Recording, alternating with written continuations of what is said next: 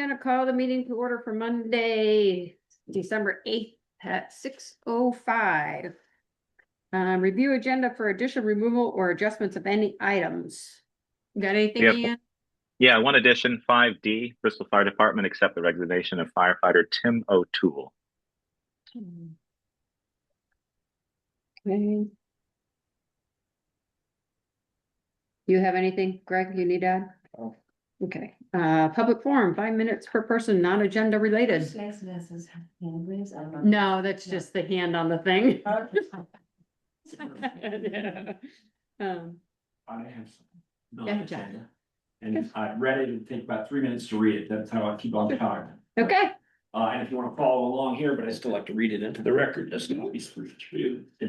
At the town meeting in 2026, there will be a warrant question. Quote, shall the funding for the police district of the town be altered so that the entire town pays for the funding of the town police district? Close quote.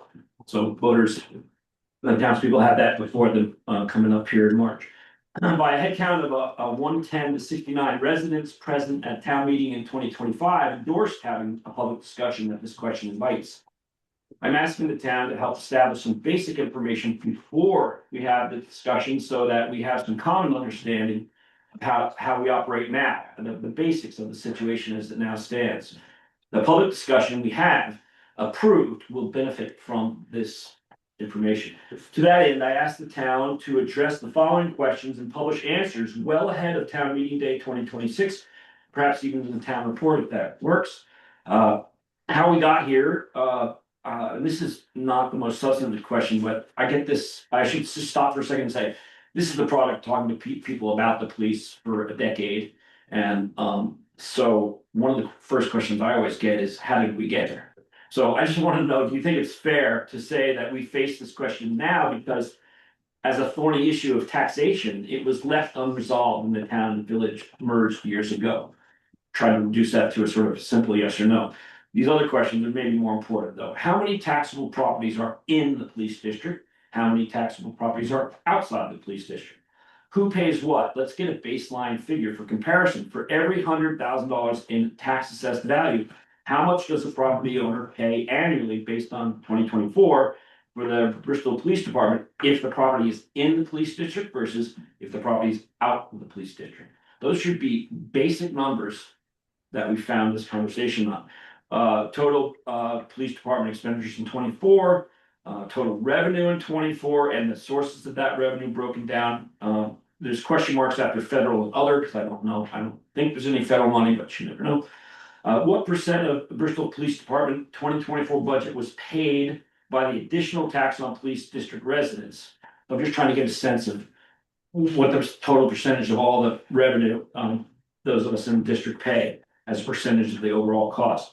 I'm interested in the cost per man hour to field the department in 2024. That's the total police district expenditures divided by the total man hours worked in that year. Will give us a sense of the cost to field the department on a day-to-day basis. State grants pay for BPD traffic patrols outside the district, yes or no? If so, total grants received in 24. How many man hours do the state grants cover? The town pays the police district for some work outside the district, yes or no? If yes, what the total 2024 amount is? What is the cost per hour paid by the town for this work?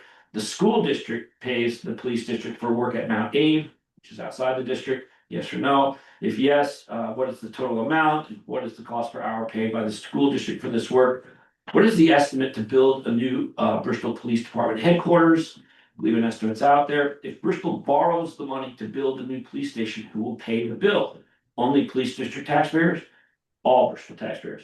If it comes to a vote on borrowing money to build a new police station, who gets to vote on that question? Only police district voters or all district or all Bristol voters? If for whatever reason police district voters decided to reduce the police force to a single unarmed peace officer, could they do so with a majority vote of police district voters? Yes or no? If for whatever reason police district voters decided to charge $1,000 an hour for out of district service, could they do so with a majority of police district voters? Yes or no?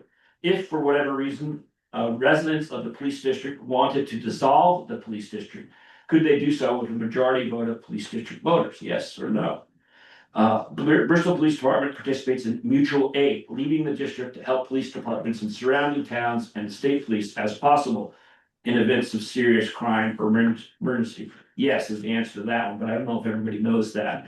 In the event of a serious crime or emergency within Bristol, but outside the police district, Bristol Police responds as possible, yes or no. The public discussion is really upon us now. Please prime the pump with some basic information here at the start. And I respectfully submit this with the request that this written statement be attached to the minutes. Thank you. Okay, thank you. Anybody else have anything? Okay, the only thing, John, can you send me a copy of that, please? I'll email it to you. That's okay. Thank you. I just have just one comment, the very first line, John, Yeah, which one? on the first page, on the very First first page, the top of the line. At the town meeting in 2026, there will be a one question. That's your statement and not the board's. Okay, that's the Well, it one. was voted on.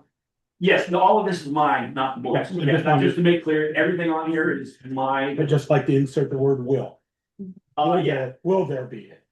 no, I think Yes there or is. no? There is one. It was voted at 2025 by a vote of 110 to 69. People passed the Yeah. fact that there will be a warrant question on ballot. So here we are.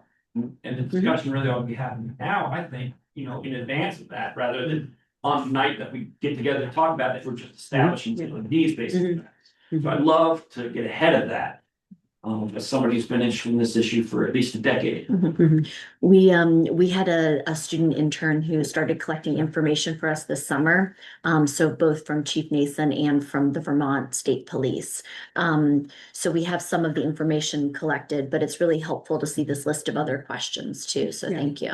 and some of this information is in the budget, the police budget anyway. Yes, and I think what I'm at, and I know the answer to Right. some of these questions, but I think it'd be helpful, like, in sort of one One place. place. These, and I'm sure you guys can come up with other questions, but whatever the questions are, let's put all the answers in one place. People can read that before they attend a public meeting and start asking basic questions. What did we pay? What do they, where don't they go? These are things we can establish ahead of time. And since we've talked about this for so long, let's do that. Mhm. And then we'll have a better discussion. That's all. Absolutely. Thank you. Thanks, I like the questions. The only thing I would like to do, for people who don't know, Jimmy Quaglino passed away the Friday after Thanksgiving. And so we'd like to extend our condolences to the family. They had a service for him last Wednesday, but he's been a fixture. And I like, not just the select board meeting, but like all the Anything like town that. committee meetings and even through COVID. So he was a fixture and we're gonna miss him. So, okay. Yes, he was a very dedicated individual. He attended almost every meeting that of all of our committees, which is incredibly impressive. He spent the time and took the time to do that, and he will be sadly missed. It was nice to have his opinions, and it was nice that he actually attended these meetings and wanted to know what was going on in his town. Yep. Okay, department head roundtable. Is Eric out and around? No, he's got something else going on tonight, but DPW has been working with VOSHA to Mhm. bring us up to standard and finding areas that we can improve on. And additionally, they've just been out plowing and Yeah. starting the season getting going. So Bruce? Are you all done? No. No,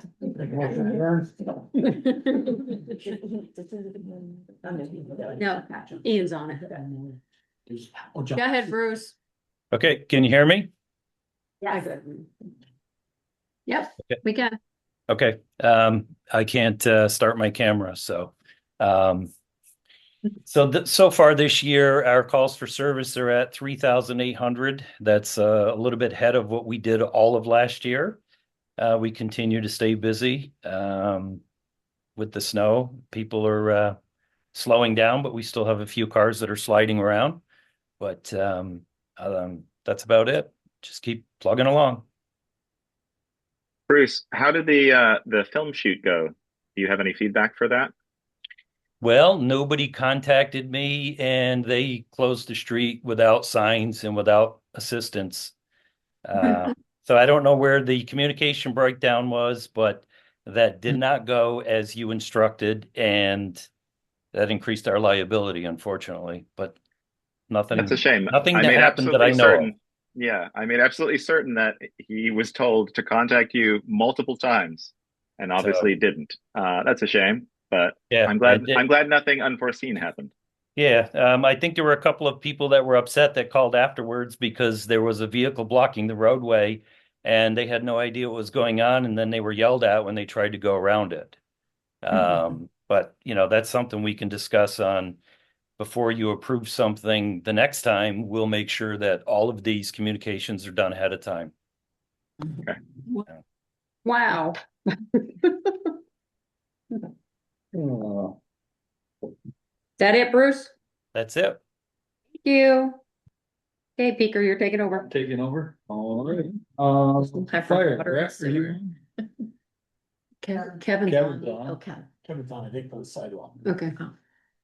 Nope, Alright. doesn't look like, Water and sewer, Jill.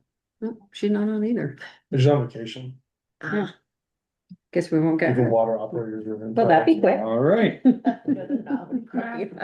Water through one really quick. I don't need a response right here, but the light down there at the pump house flashes all night long. Not always, sometimes it's steady the way it should be, but for like 5 years, this thing. 5 years? Yeah. I've stopped asking because I got so tired of asking, but we bumped into GMP because it's their light. Yeah. Mhm. I don't know what the town can do, but you know, that's visible from the whole bank. All of us who look that way all night for 6 months a year when the leaves are down, we see this thing going up all night. What light is it? It's a Street street light? light that's It's a street at the light. pump house, just on the full, you know, standard It's a dead street. end. It's GMPs, it's not states. Is the. I asked. If it's down there, the all department, orange. And they said this is GMP. requiring and it's GMP's light, but if there's anything you guys it's can do, GMP's light, but we pay for it. how does that work? We can put We pay for, we pay We for pay every for a street light. We pay for street every light. street light. So we'll get a. rate when it blinks like Yeah. Yeah. We should get That's a, It's a flat rate. We for can the get last a 5 years. I feel We can get a brainwashed. with poll that. number and call it in. Yeah. I feel like that's a simple fix. I hope so, but it's been like seriously, like COVID time. Is it on any sort of tower or anything? It's on our standard. It's a street standard pole. street light. You can see it. It's fluorescent, It's right? right next, right above the pump. There's a pole right there. Not the new LED. I don't know. what Right. it is. Yeah. All right, so probably they'll change it out at the same time, which would be better. Resignation. Okay. All right, and you did that as 5B. 5B, 5B. D. Gotta get that going the right way.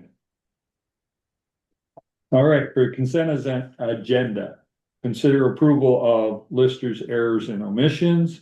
Approval of past minutes for 11/24/25.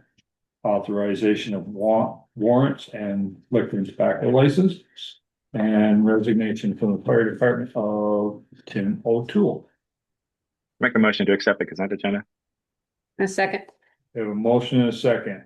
So any questions on the consideration of errors and omissions? Just for the warrants, for the public, it's 3 million. We ain't got there yet. Hang on.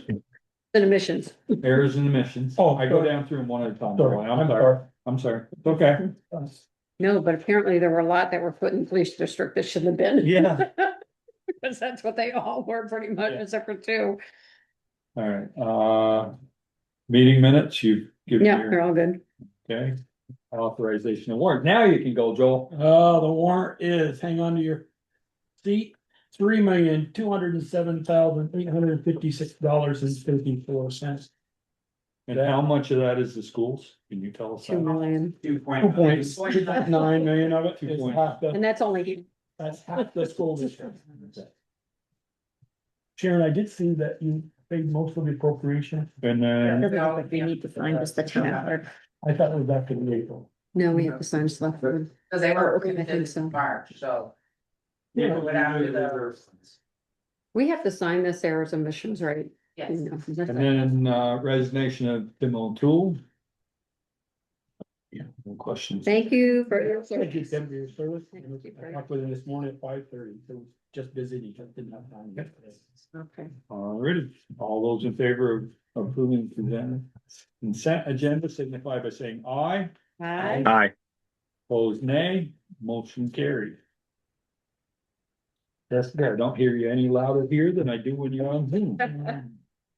Regular business, West Street Sidewalk Scoping Project, draft alternatives, presentation. VHB and AZ, Planning and Zoning Administrator. Hello. Howdy. Welcome back. Thank you. I have a new job. Well, it wasn't a vacation. No, my VHB counterparts have not reached out to me, have not communicated with me. I don't know where they are. They were supposed to be here at 5:30. We're gonna move forward. I can give a brief overview from my understanding of the alternatives. But I'll be reaching out to them to reschedule the full alternatives presentation. So. Depending on how the select board like to move forward, we can either reschedule fully, or I can give you a rundown from. Let's just reschedule for it. Agreed. It's not your job. Tell them we're docking their pay. I do know Kevin's on. It's on for that, if they go by their office. Okay, tell them we're docking their pay. We're not paying that bill because they didn't show up tonight. Kevin, I think you're off the hook if you want to go. Maybe he wants to learn about town business. All right, we're moving on. Okay. Meet and greet interview with hub candidate. Dylan Fern. Job.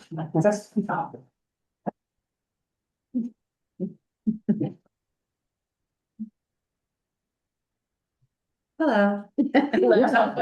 I'm not Dylan. No, this is Dylan right now.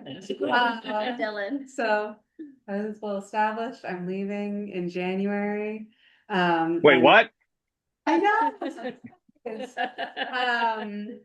Have some babies. More babies. More babies. Babies, not Ba- baby. Babies. No, congratulations. Thank you. It's always really funny at the hub these days when kids are like, wait, you're pregnant? I'm like, yes, guys, it's at this point, come on. But I had the absolute pleasure. So we, went through the process of posting the job and received a really wonderfully qualified group of applications, and then had the pleasure of interviewing a handful, and it's my pleasure to introduce Dylan Werner. That Meredith and I were very, very excited to get the opportunity to interview with him, and feel incredibly enthusiastic about his capabilities and taking over the responsibilities at the hub and continuing moving forward. Awesome. Greetings, everybody. Yeah. How you doing? Doing really well. Nice to have you. Really excited. Good to evening. be- It's great. Mhm. Could So we hear a little bit about your vision? Well, first off, I'm very excited to be the steward of such an awesome space and an awesome program. Really, I'm charged with the idea of carrying on a third place for our teens in this area. I've been in this town now for 8 years and grown with it. My children have grown up here and are now going to be utilizing the hub. So I'm very excited to bring them, their friends, and everyone else who comes through that space a bold set of programs based in the arts. I have a very strong arts background with illustration and cartooning and painting and jewelry and metalsmithing. I've been cooking for the last 5 years at Bobcat and have that ability to pass those bits of knowledge on to our kids as well. I look forward to creating food security and having a space where kids can always have a snack and always get a little bit of something that they need. And keeping a keen eye on them too, as their friend, mentor, and hopefully a bit of a leader. And I look forward to growing the skate park and getting this buttoned up and things figured out so that we can have a good concrete skate park here in our town. I've worked in multiple skate parks, Portland, Maine. I helped put one in Manchester, Vermont, and actually 2 in Manchester, Vermont. And I would like to, continue that effort here with my knowledge base. And as we move forward, I see myself very much being here for years to come. And I hope that you guys will accept me as being your new hub director. Great. Those ideas sound exciting. You found him? Yeah, one in the street. Uh-oh, you might want to text Kevin and let him know we're back on. I also have ideas definitely for adventure. We have such a great ecosystem around us, but with the trails, the rivers, I'm a fly fishing guide and love teaching beginner fly fishing and fly tying integrated in these natural spaces. I think that as much as we can get off of computers and Yeah. those spaces and back into an analog, it's just healthier for everybody. Yeah, do you have any Are you questions? gonna keep your job at the Bobcat? You're gonna be able to do both? I'm not. Oh, yeah. My sole focus is this now. I was gonna say, because you're gonna be busy. Yeah, I plan to be very busy Mhm. and pick up everything. I mean, it's a lot to pick up, a Mhm. lot to learn, but I'm ready to dive right in. Mhm. That's exciting. Very good. You guys have any questions? Yeah. Yeah. Could you tell me, like, very briefly, like, the first year of like success would look like for you as the director of the team? The first year of success Yeah. would definitely be securing and maintaining funding for the programs that are essential to making sure that the hub functions in its base purpose, Yeah. which is being that third place for after school activities, for social events and togetherness. I want to make sure that the food funding is essentially there and always provided. My first year, I want to make sure that the established programs work and function as they are, but I really would love to expand on the art side of things. Sure. I find that moving meditation is just good for the overwhelming amount of information that we consume in our days. And if I can hand that off to some kids, I'd be pretty happy about that. I would like to work and integrate with the town for downtown programs and events that we have, getting the students involved, potentially in helping raise that bar for, I mean, we already have amazing events, but Are you speaking to like volunteerism? yeah, volunteerism. And we also have a lot of adults in our community, I think, that have strengths as mentors. And I know that we already have an established mentor program, both through the high school and through ELP. But I do feel that there's a great deal of power in hooking up a kid with someone in their town that has an interest similar. Maybe they're into woodworking and they need to meet with a woodworker or a blacksmith. But that one-on-one can really drive a kid to succeed and have that output and input, vice versa, that can give them strength and power in their days and confidence in their person. And I would love to do more to embolden that because it was big for me. Gotta have the right tools for the job. right? You do, you do. You gotta learn how to use them too. It's like besides buying some mountain bikes, I might have to buy some fly rods. We could do that. There are probably grants out there for that. Yeah. And do you have experience with applying for grants and managing grants? I've worked alongside producing grants. Mhm. I have not actually written grants, Mhm. but I'm very open to not only learning, but going through any schooling or process that would help us with that. Yeah, that's because Taylor's been really good at I that. know, So I know. there's some big shoes to fill. I know, I'm slightly intimidated, but also incredibly excited for the new opportunity and challenge that it presents. Yeah. This is the first time you've seen the job posted because, I mean, you've been here 8 years. We've had people, it's come up before, so I'm just curious why now you decide. Well, I mean, that's a deep conversation to have. But in all reality, life moves us at times into quieter spaces, whether it's through loss, impact, trauma, whatever. And in the last 8 years, I've been in a quiet space. I've been trying to find my voice within the community. I was very much a part of Portland, Maine's community when I was there for 18 years in the music and the arts, promoting local events. It was big to my person. I raised money for a lot of established programs there, and I would love to do that here. But I feel when we come into a town, it wasn't my place right away to impose my thoughts and my outside feelings. This is Vermont. We're Vermonters. We accept, we embrace each other, but I also feel that there's an established order within the town. And I wanted to get to know it. I wanted to get to know our cast of characters and who we are. And in seeing my kids grow here and seeing their friendships become emboldened and flourish through these programs that are here. I want nothing more than to be a part of that. Because we have a growing community, and this is a great opportunity right now. Plus 5 years of cooking at Bobcat. I love them dearly, and they've been so good. Aaron and Sandy, and even the new owners, Chris and John, Mhm. they've been really, really gracious, and it's been such a good bridge to this moment in life. And I'm very excited to be here. Yeah. Great. So, you know, I mean, I'm good. Yeah. Awesome. Cool. Excellent. Great. Okay. Thanks for the Thank you so much. introduction. I think that's a welcome aboard. Yeah. Nice to meet you. Thank you. Appreciate you guys. Thank you. When you start?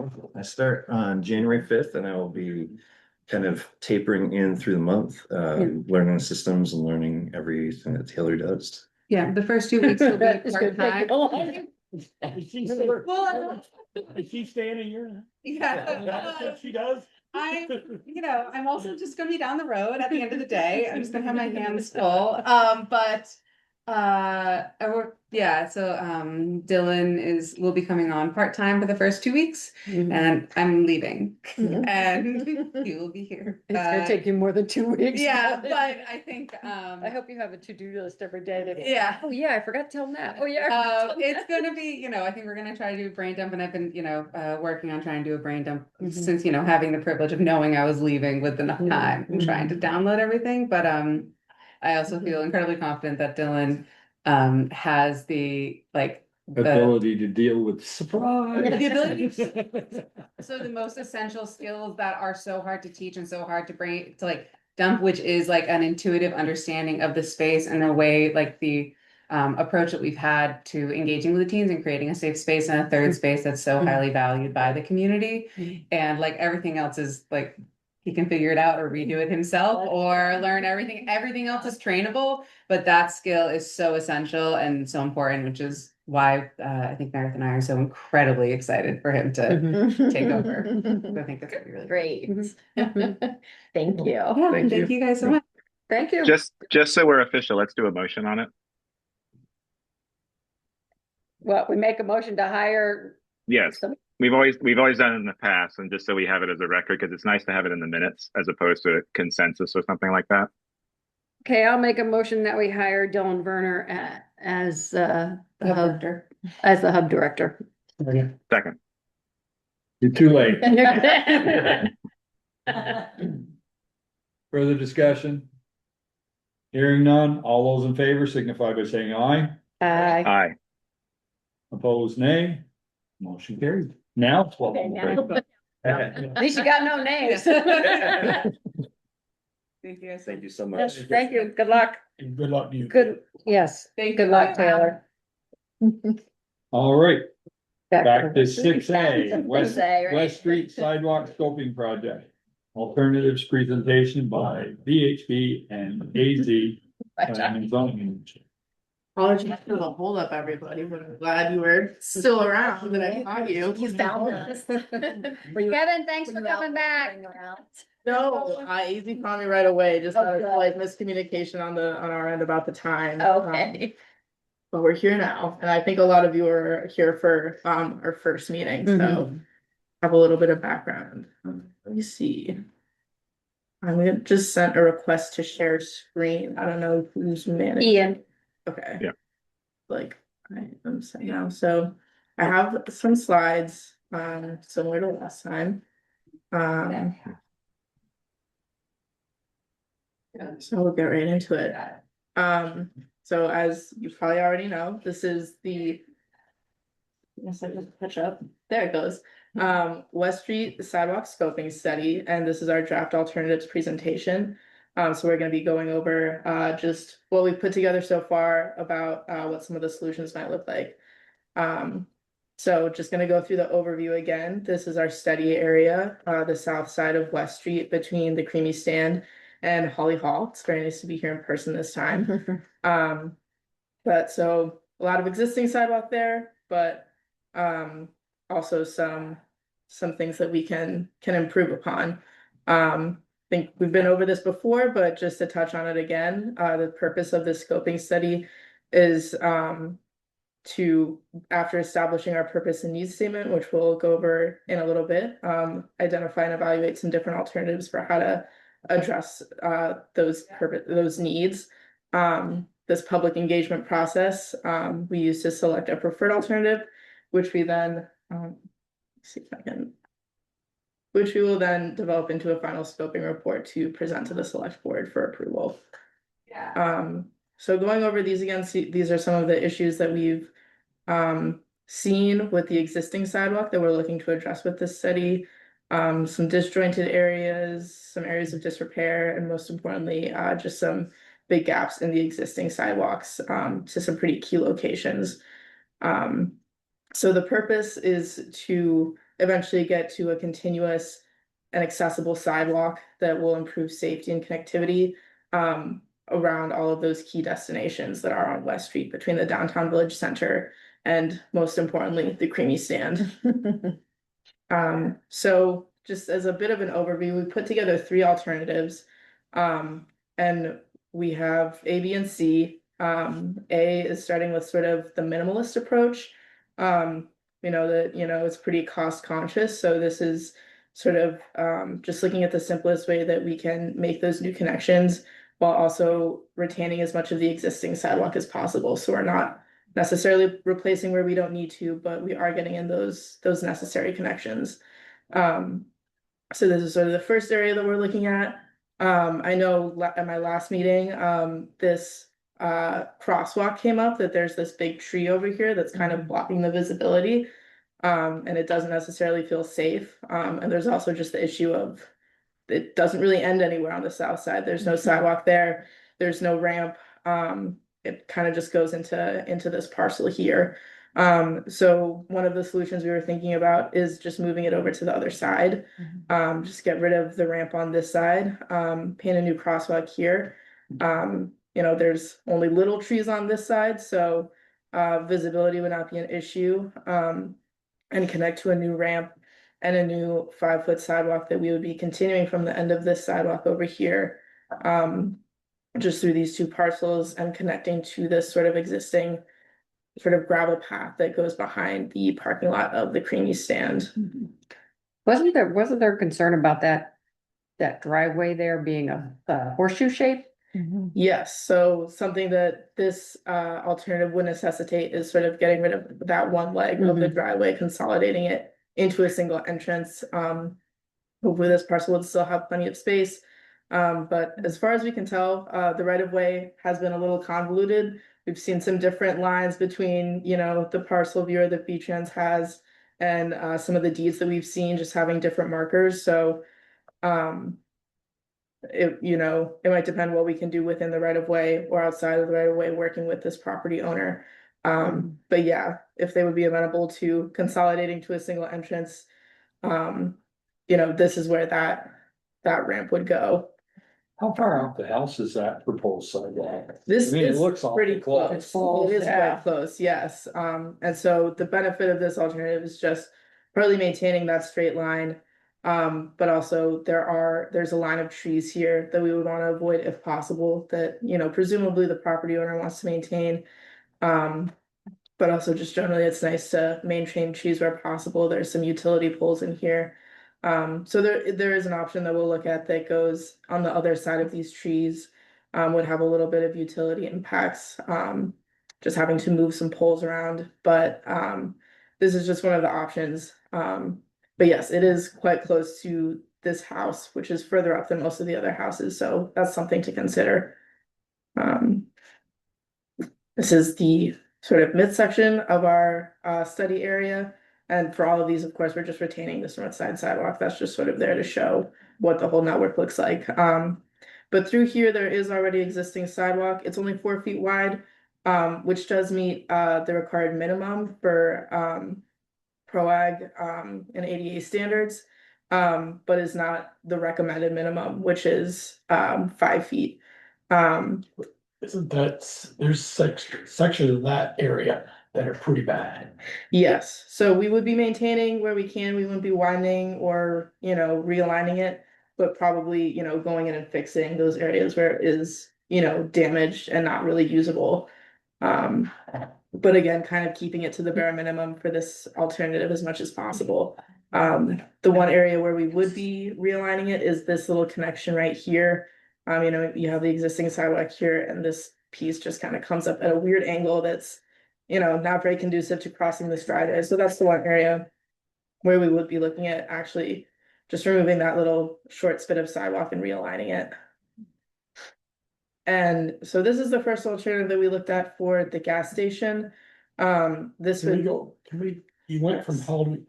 Okay, yes, I think it's I was moving going back. from west to east, so you skipped from in front of the bank, you went from Howden Hall. No, she didn't. That was the last one. Mhm. yeah, community bank. It's kind of, well, the community bank, But we went from Howden Hall down to, Yeah, but it ends right there where the screen ends, is Right. where the. where community bank is right there to the left, and I I know we're think. gonna read, I Yeah, but thank people. no, but I mean, I think that's where the other one ended, was Yeah. right. But I on wanted that to talk side. about that. Oh, Yes. I'm not sure. yeah, because community bank, yeah, it's behind us. Close the gallery. You're make it speaker only or something or other. Yeah. Might- Yeah. There. So you Perfect. stayed in that and lined that up, stayed where that is now? 'Cause that moved in quite a, that presently is quite a ways in. Yeah, so that would be staying where it is and then just realigning this little section to kind of connect these two Okay. where they are. But otherwise maintaining it in front of Haddon Hall and in front of the bank. Okay. And then over at the east end, again, maintaining this existing sidewalk through here. Putting some new sidewalk in here. This section, there's sort of not a true sidewalk, but kind of just a path that's flush with the pavement. So putting in a new curved raised sidewalk there. That will connect, you know, with these ramps here. And then one thing that we were looking at as an option here, this is also outside of the existing right of way, so this would need buy-in from the owners of the Champlain Farms parcel. But this is looking at having a couple little runs on each side, so we can get to just going in front of the building. Because as you can see, you know, the natural path of the sidewalk would go right through the pumps, which is not ideal. So just looking at having a little run here and then, we show it as 6 feet wide. I know there were some concerns brought up at the last meeting about, you know, having some extra space in front of those doors, just where people tend to be, you know, walking around, hanging out. So there is potential to make that section a little bit wider. But that was one of the options we were looking at, trying to just maintain, you know, the flow of traffic around the pumps. And these sections, you know, where it's cutting through the driveway would be flush with, you know, just the pavement of the road. So, you know, there would still be access to the full driveway, but a clear path for pedestrians to follow that's, you know, obvious to drivers as well. And Is then, there room enough there with 6 foot? Is there still room enough? There's room for another car there. yeah, there would still be room for cars to get through here, be a little bit tighter, but yeah, plenty of room for somebody to park alongside the pump. Oops. I'm gonna ask, Mhm. put Sharon a little bit on the spot, or Chris, wish Chris was here. When you leave to go to from this office in the morning to go to the post office in the afternoon, do you walk up by the building and walk back in the middle of summer, or you walk right straight across? No, I walk along the building. You do? Me too. I'm surprised. Yeah. Most people feels just walk right safer. straight across. And I'd like to see that. Cause it's sometimes, especially in the winter time, it's. Well, that's why I said summer months. Do you walk just straight right across? I might sometimes, but for the most part, I usually just follow the sidewalk. Yeah, I don't trust the people coming in off the road. Yeah.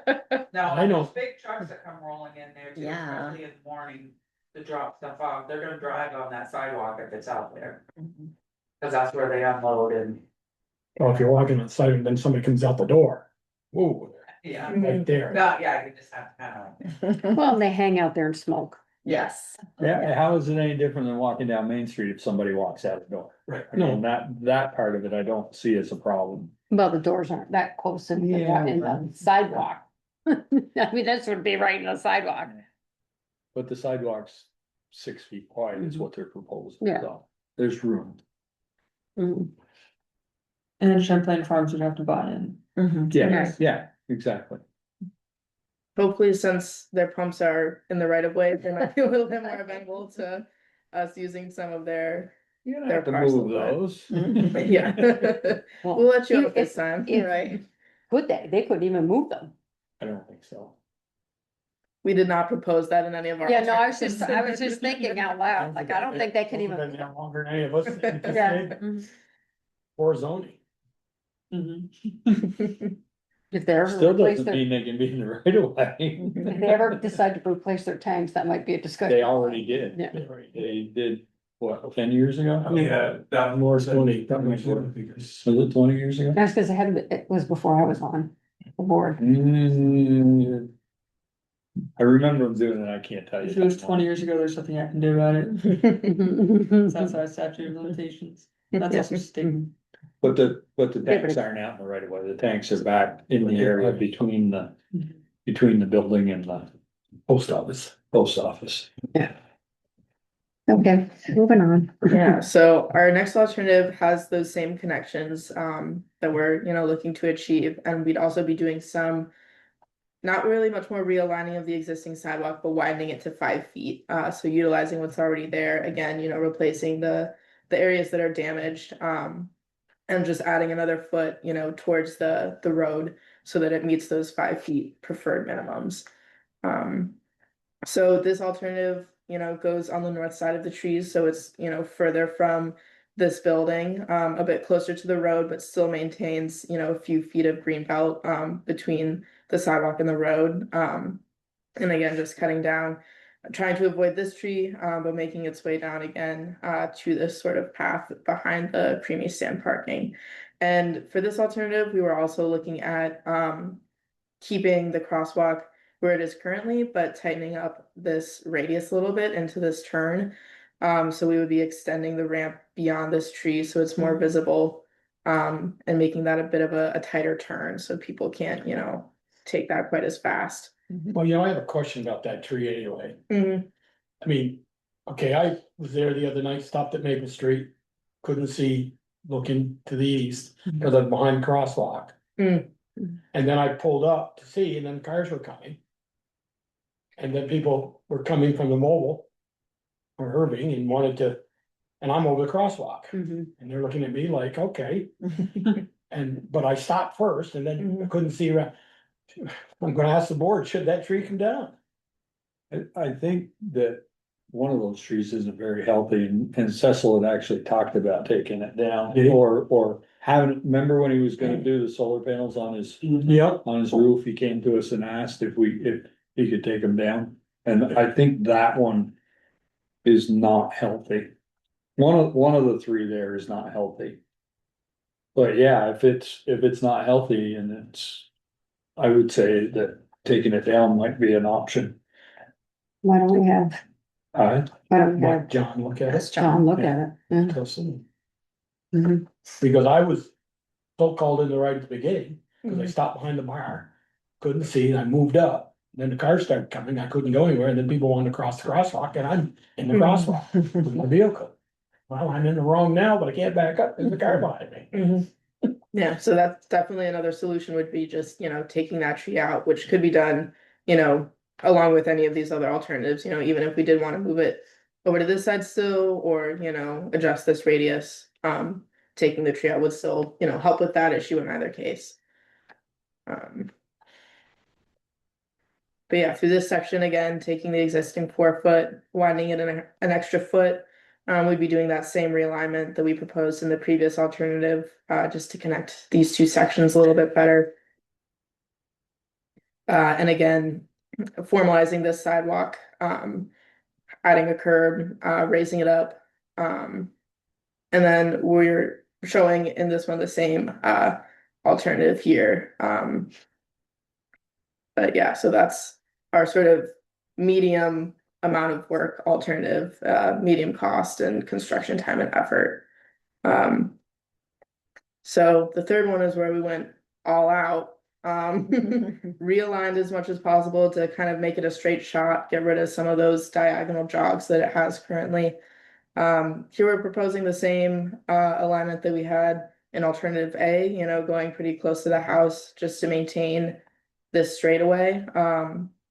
And here we're showing just completely removing the existing 4 foot sidewalk that's We think somewhat outside of right of way, probably has an easement if it's there now, but moving all of the sidewalk into the right of way, widening and straightening it out, and again, connecting to this path back here. Can I ask a question? Yes.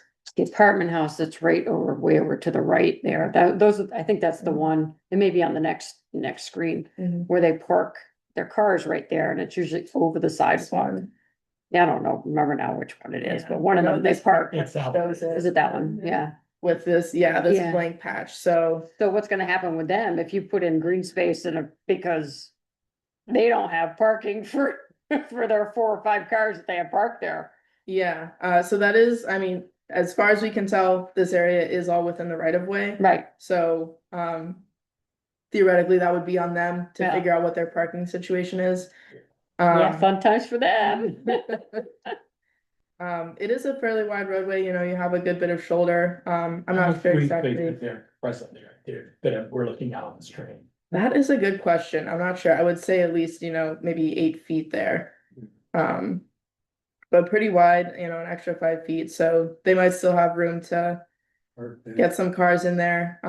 But yeah, we're basically saying that would be their problem. Well, to Michelle's question, if you move that to maybe a 3-foot or a 4-foot green space, Mhm. would that then give them some room? Yeah, there would definitely be ways to Push that maintain side. that space if you wanted to. But again, at that point, we might be pushing into their right of way area. But again, if the sidewalk is No, already. going- No, he's going Going the other towards the front way, of the road. the Oh, we're north, going north further side. from the. Instead of Make the 8-foot green space shorter maybe a that way. 4-foot green space. Yeah, that's definitely a possibility. I know you wanna realign it so it's straight. What is the downfall to having the jogs? Just basically comfort. Mhm. It's just more comfortable to walk in a straight line, and especially if you're, rolling or pushing a stroller or something.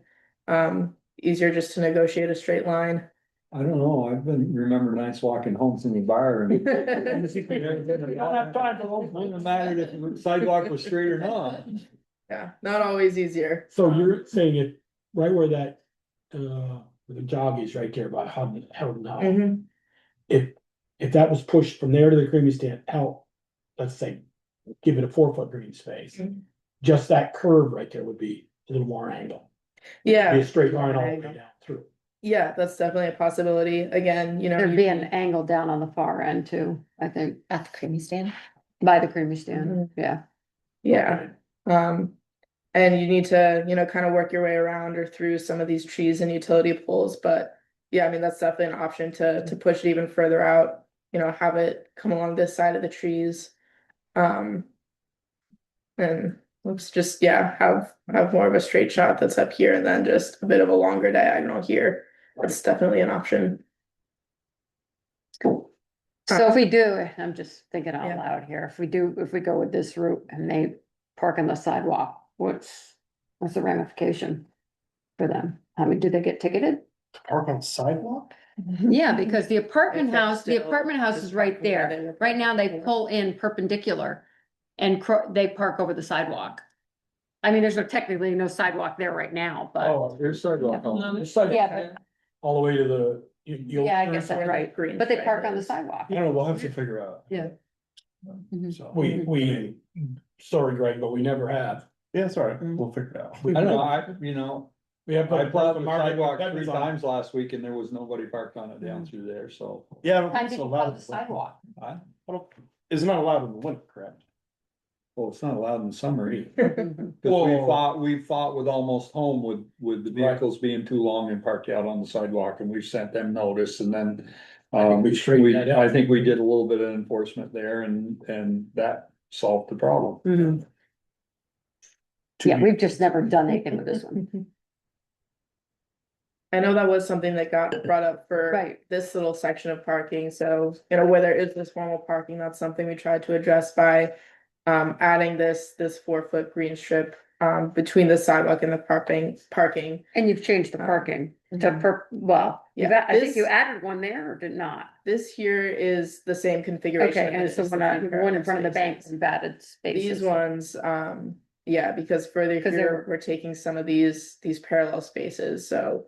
Because it is such a wide road in this Yeah. area, you have the room to bump this out a little further Yeah. to maintain that that length you need and the Mhm. shoulder, but adding that space so that Yeah. even if people are pulled way up, with, the hood of their truck What- overhanging a bit, it won't What be does on the that sidewalk. from the bank do for the, What's Bruce saying? All we see is to everyone. there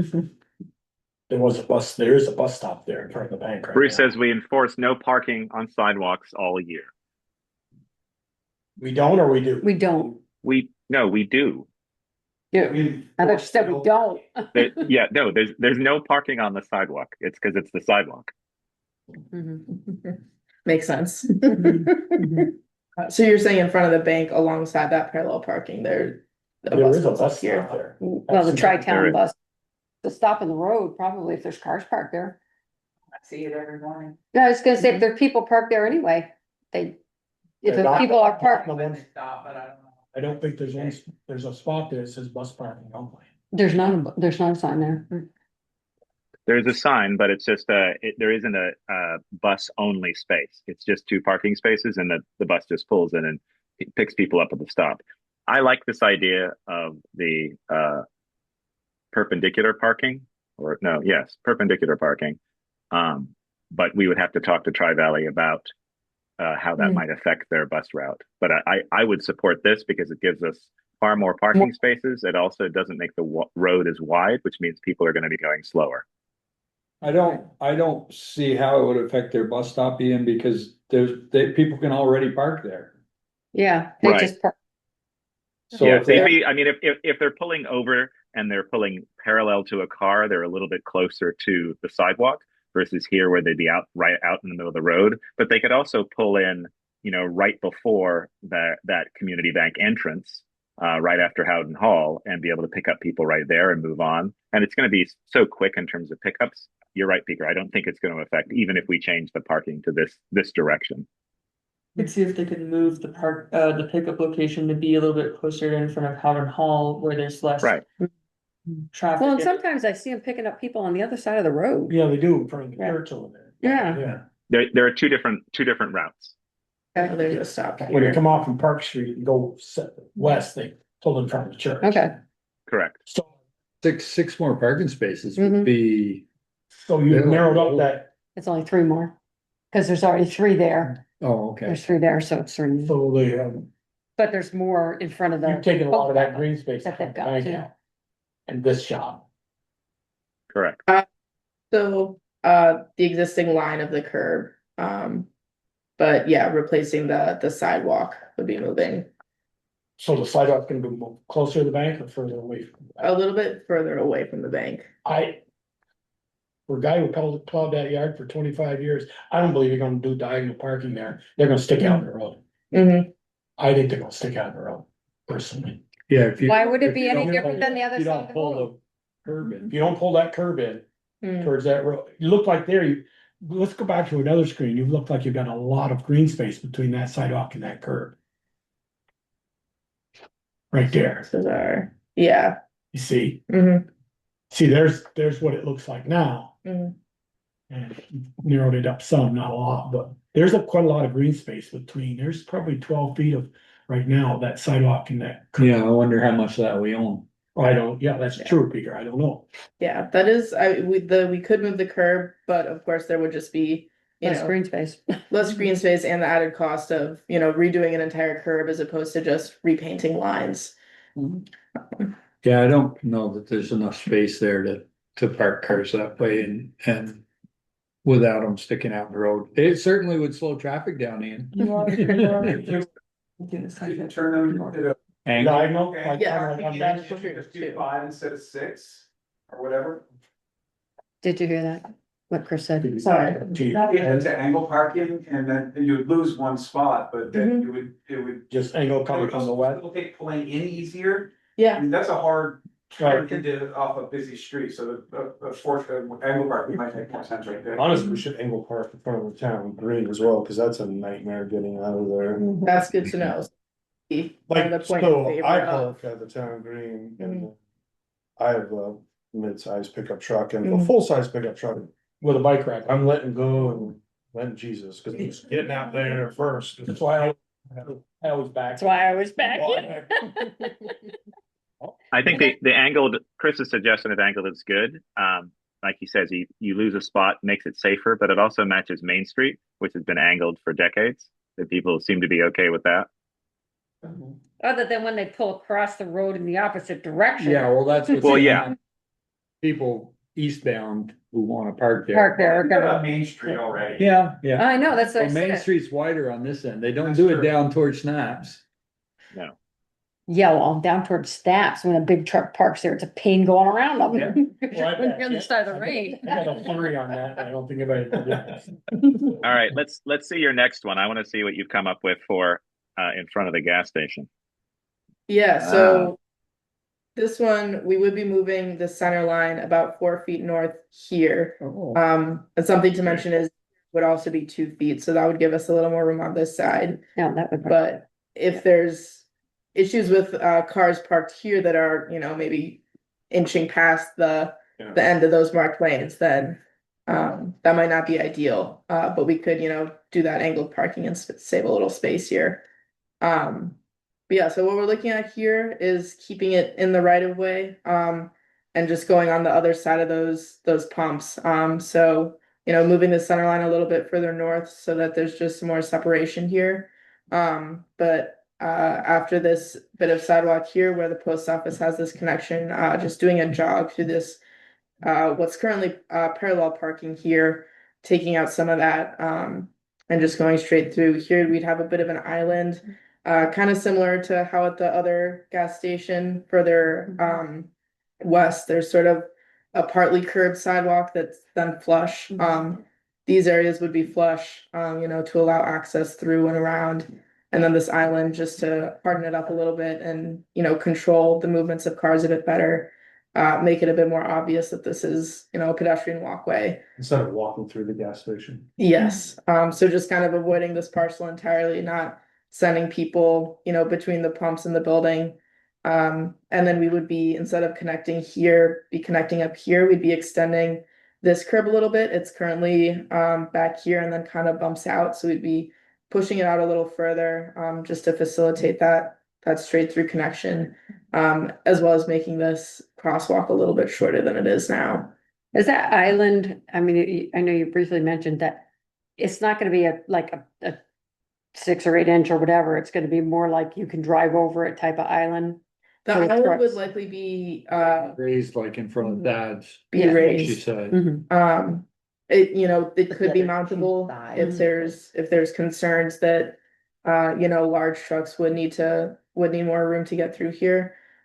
We've done some turning movements and they can make it. But you A know, lot of them there's just the- park across the road And and. snow removal is gonna be a big thing there. Mm, And also you have deliveries, a lot of your delivery trucks run parallel to the roadway where the island is now, that's Mhm. just using backing into that parking lot, other than the gas guys, it's virtually impossible. So that could be mountable and just, you know, something that will appear more visible to drivers. Could that be like, I know down by the post office, or just where you go down to Printers Alley or Main Street where they did all the big dig. The snow with the train thing, they call it more of a cobble, raised cobble, and they drive over every time when I go down over Pinewood. They do that with the turn, Yeah, they did it. turning in Middlebury, So but that cross could be street. a kind of a cobble thing, so if you Yeah. ran over it, it's not gonna blow out a tire, but Yeah. you'd know, okay, I ran over there. Yeah, that's definitely an option, making this mountable. Ian, you're gonna have to read the comments because we can't see them because we have the pictures down there. Sure. Betsy Blair says, I find straight sidewalks less beautiful than ones with occasional curves that have lovely landscaping. Having very straight sidewalks is, as far as I can see, is most desirable for people who are looking at their cell phones as they push a baby carriage. I'm wondering how much tax money should be collected to support cell phone use. Thanks, Betsy.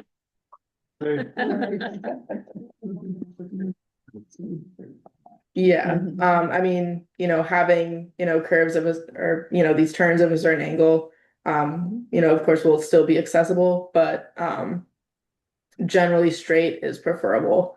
But that one is not, you know. Well, this one is absolute. more straight than your other option. Yes, it is. Do we have to, we have to get the state's approval if we choose this route to move the center line? Well, I don't know. every time we want to do something in town, it seems like the state, and it costs money. It seems like we have to pay for it, and it's our road. But who knows? Is this a class town or class one town highway? Yeah. Established that, so I think then it should be the town's purview. Yeah, Well, it's at the top. It's at each end that it becomes the state highway, and then it's ours as you get into Bristol. Yeah.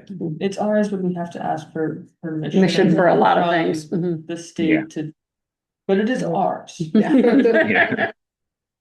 I mean, Sorry. I love this option. I think it's obviously the straightest and the safest. It allows us to put something in our right of way and not have to negotiate potentially with the property owners for Champlain Farms. I'd hesitate to have a design that you could drive over. I think that sort of is working against what it's trying to do in terms of create safety for pedestrians and cyclists and things like that. You mean this little island in the middle? Yes, I think you'd want to establish it as something that you can't drive over. The idea of this is that we're trying to help people who walk around our village area, and I think cars would have to adapt to that. They will still drive over it. They drive over the one down to Thad's, but Right. they know they've done it after they do. Right. And then they really know.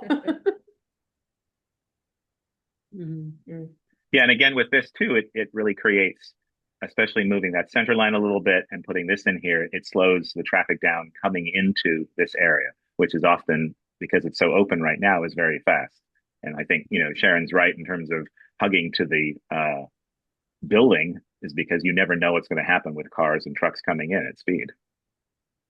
Peter, you drive one truck sometimes and you've got your excavator on your tractor. Coming down, come up past covers, and you're headed west, and there's a car right against that white bar and right against that yellow thing, and it's gonna be a tough turn, you gotta go over coming like that.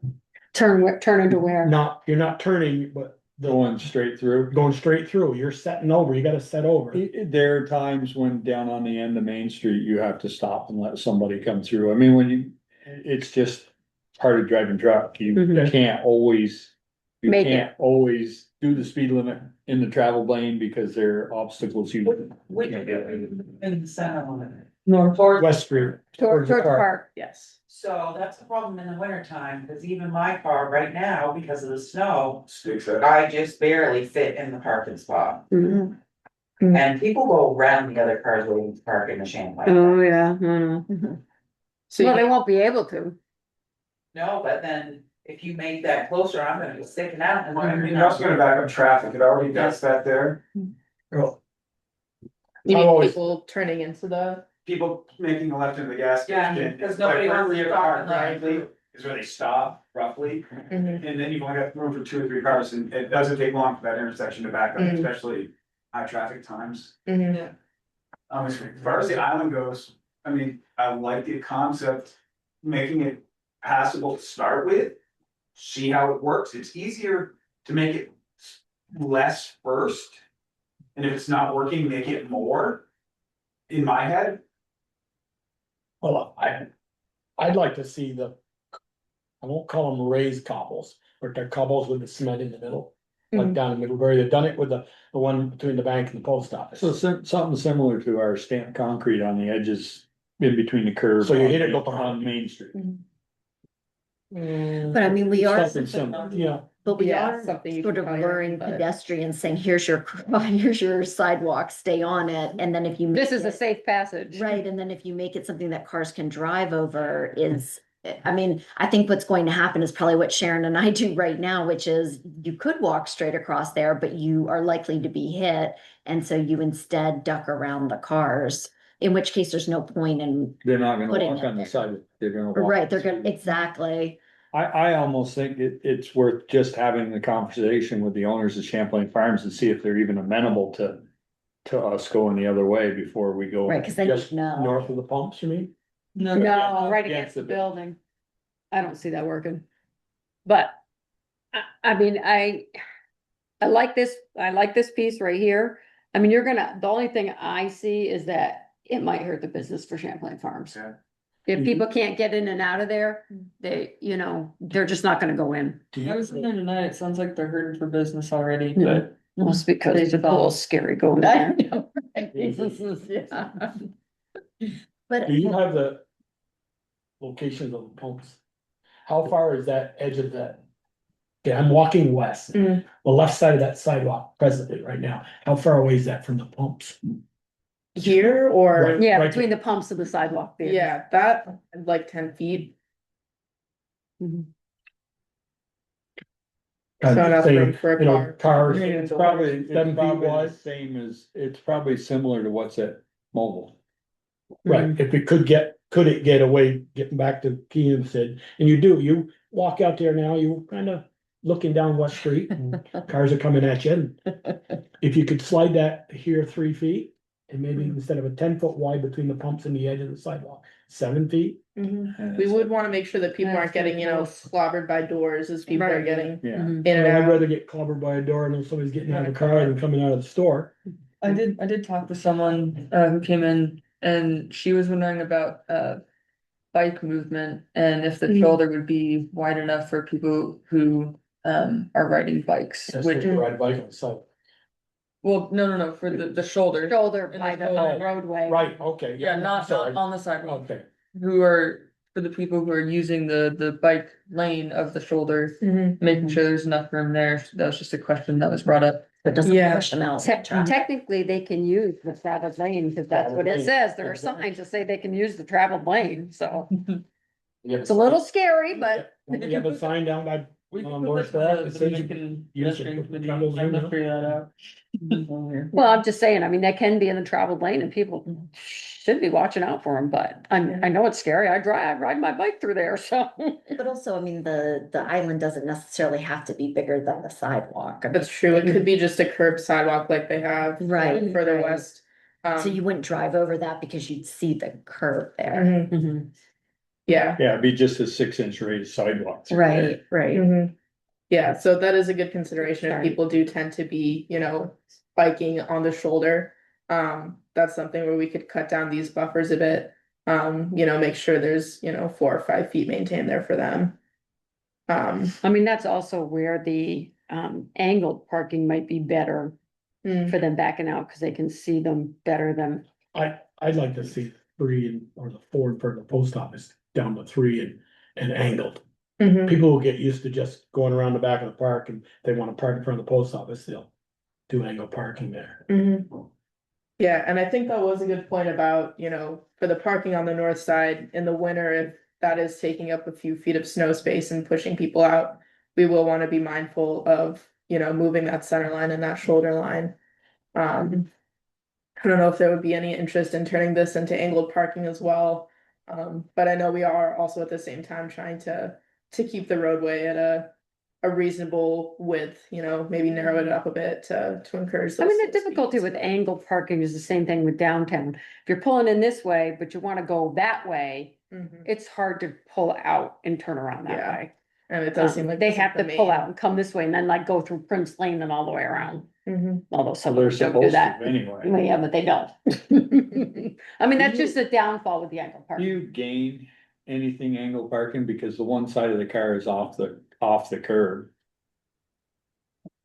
Yeah, I mean, it is, it does have some safety benefits just of people, not pulling out as far, having a better view when they're backing out. But as far as saving space, I don't. It does lose you a few spaces. No, but I mean space lengthwise. Like out into the roadway, is that what you're saying? Yeah. Yeah, I don't think you're gonna save any, parking a car on an angle is not gonna give you any more More roadway. space. No, I don't think so either. If anything, No, it might, it does. It's going to give you a couple more feet. how? The You're car is, turning. If the car is 10 feet long here, you're going to have more space here as you turn it, right?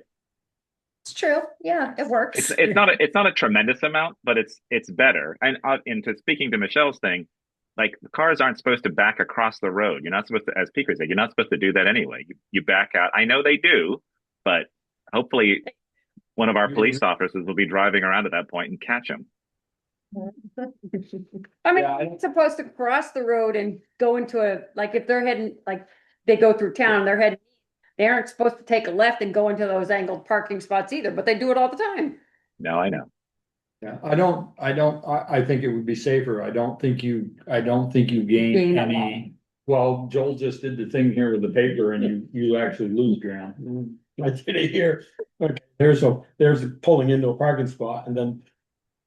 See, I have So by to, the time you back, maybe out, where the tire hits, I'm over the curb, yeah, Right. then I'm, but he's still already back. but that curb is 8 inches high and then it raises right up to the lawn, so. Yeah. Well, it depends what the angle is. Yeah. Well, it'd have to be a steep angle, so you'd end up losing a couple of Couple parking spaces. places. Yeah, Yeah. you would lose some spaces. Yeah. And I mean, we've had those parallel parking or whatever it is. Not parallel. Parking for so many years, people are used to it, so. I'm not really sure we got a ton of parking on that side of the park. To make Unless ones in there's front of something the going bank, on at the park. ones in front of the bank and the post office that way. Post office, I could angle them, and the bank ones either push the sidewalk out towards the road. Or cut that down and then make them angle too. You know, coming from the west, they could angle them. Well, I can take notes and send you our feedback. That'd be great. This is also being recorded, right? Yeah. Great. I'm guessing that the bank put that sidewalk in when they did the bank and that is their sidewalk. Yeah. And that we maintain it, but I would almost bet that we don't own that sidewalk. We don't own the land under that sidewalk. No. Well, probably the same with the post office then. I too, always doesn't told it? I did The post office is out by the poles.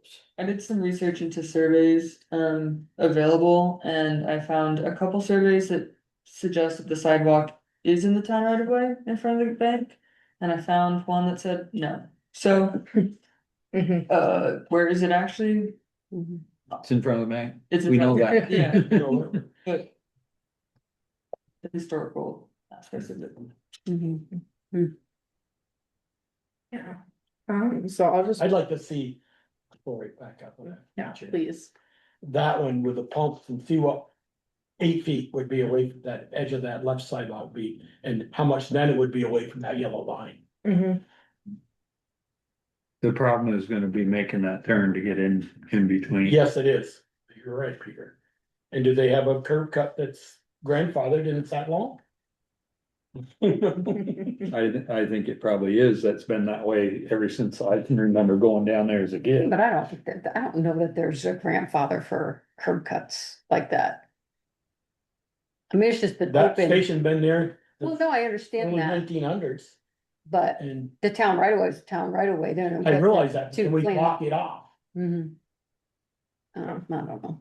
I mean, part of the pro of tightening up these curb cuts is that since you are gonna have people walking across here, it'll control the movements of cars a Right. bit better as they're coming in and out, so they Yeah. will have mindful, they can't really. Which is a positive.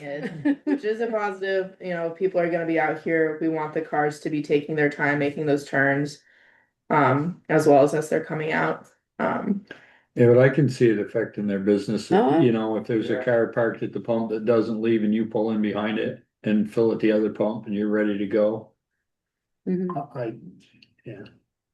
If I know, I mean, right now, they just pull in and just pull wherever. Right, but that's also, it allows them to redesign their parking, have a better area. They also have parking on the west side. They have numerous spots that they could improve. So they have lots of opportunity for cars to come and park there.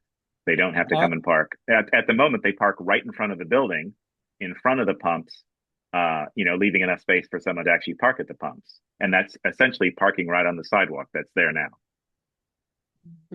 But I don't think Bruce can give a ticket parking in front of that pumps or parking on that sidewalk when it borders the edge of the building, when that sidewalk's on their land. That's might be a question more for Bruce than me, but I'm not. That sidewalk is on their land, not on town land. To go up against That's that, not a town sidewalk right now. well, that's what we're proposing. You're saying if we do go that Propose route, it. it would be a town. They would give us an But- easement for that sidewalk, so. Right. That's why I think alternate C, this one, for us and control over it, is the best possibility because it's in our right of way. Boy, I think you're gonna upset a lot of people, Mhm. and I think you're gonna, affect their business. I I think will there's say- probably there'll be a lot more people who are excited to walk safely across there than there will be people using their business. I can guarantee you that anyone who walks in the village is going to be more than happy not to get hit by a car walking on sidewalk designed like this. I don't dispute that at all, Ian. I'm just saying, you're really gonna affect their business. With no empirical evidence, I would say I think this is one of those things, having a curb here that will probably, confuse people for the first few months that it's there, but that, eventually people will get used to. Like they've already gotten used to this kind of funky placement of the pumps anyways, and be able to make their way around. We did it when Corkins owned where Thad's where they pumped gas there. We did it at Mobile. I'm not saying it won't work because it obviously is working there. And it probably is just a matter of getting used to it. I mean, as Chris was saying, it would be better if that, we'll call it the east exit out of the Champlain Farms, was just an exit. Mm. But then you would, when you're coming from the east, You could only gas one way then. Yeah, yep, Yeah. well, I mean, the west estrus and then head out there. You could only gas one. that's way. one way. Well, then. But you're only gonna be able to gas one way now anyway. No, they come in either way. But at the end of the day, when traffic is out to here and I'm coming here, what I'm gonna stop right here and wait to pull in here against the wrong way. they Well, let then we do road signs. We stop letting people drive wherever they want. A few seconds further down the road to the mill. Right. But that's what we say, we're Tell gonna that to affect their Champlain business. Farms and see how that far goes. Yeah. We can't. Well, It's our side. I think we should definitely talk to Champlain Farms first and see if they're even willing to let us by their building, or if they have big objections, but. Who's the one that owns Champlain? It's a big, Simoniger, Walter and Dave Simoniger. Walter's dead now. Dave. The son is. Yeah, but we send the bills to, Wesco Oil. yeah, I was gonna say, isn't it a there's probably, West- corporation? he probably owns the business and they own the land. Walter Right. E. Simoniger, that's what Wesco. Yeah. Oil stands for. So, just so I'm not taking up too much of your time, this is an evaluation matrix that we put together, just a simplified version to show some of the other considerations, including and beyond what we've been discussing. But some of the things we consider, obviously, cost tends to be a big consideration. And alternative C would most likely be the most expensive because you are putting in the most new sidewalk. With alternative A and B being somewhat less so, although there would be different right-of-way acquisitions required for these. We do have a row of potential right-of-way impacts. Alternative A, mostly on that west end, going through more parcels there. Alternative C, of course, alternative A and B having, to negotiate with Champlain Farms if you go the route of having it against that building. But a few different considerations there. Fortunately, not too many utility impacts for above ground utilities. For most of the stretch, the sidewalk could be configured so that it's not, going to be going through any utility poles and hopefully no trees either. As we've been considering it, we believe that pedestrian comfort will be most improved with alternative C. Just having that straight away, the 5 feet consistently. But safety will be improved through any of these alternatives. And it will satisfy the original purpose of the project of just connecting those missing sections. None of these alternatives are expected to have major impacts on historic or natural resources. It is already a developed environment, so you're not going to be cutting through sensitive areas. There will be some new impervious surface, with some of these alternatives where you're widening the sidewalk or just installing a larger sidewalk. But again, not to the point that you would likely need new, stormwater accommodations or anything like that. And, building off of that, pretty similar permitting needs for all of them.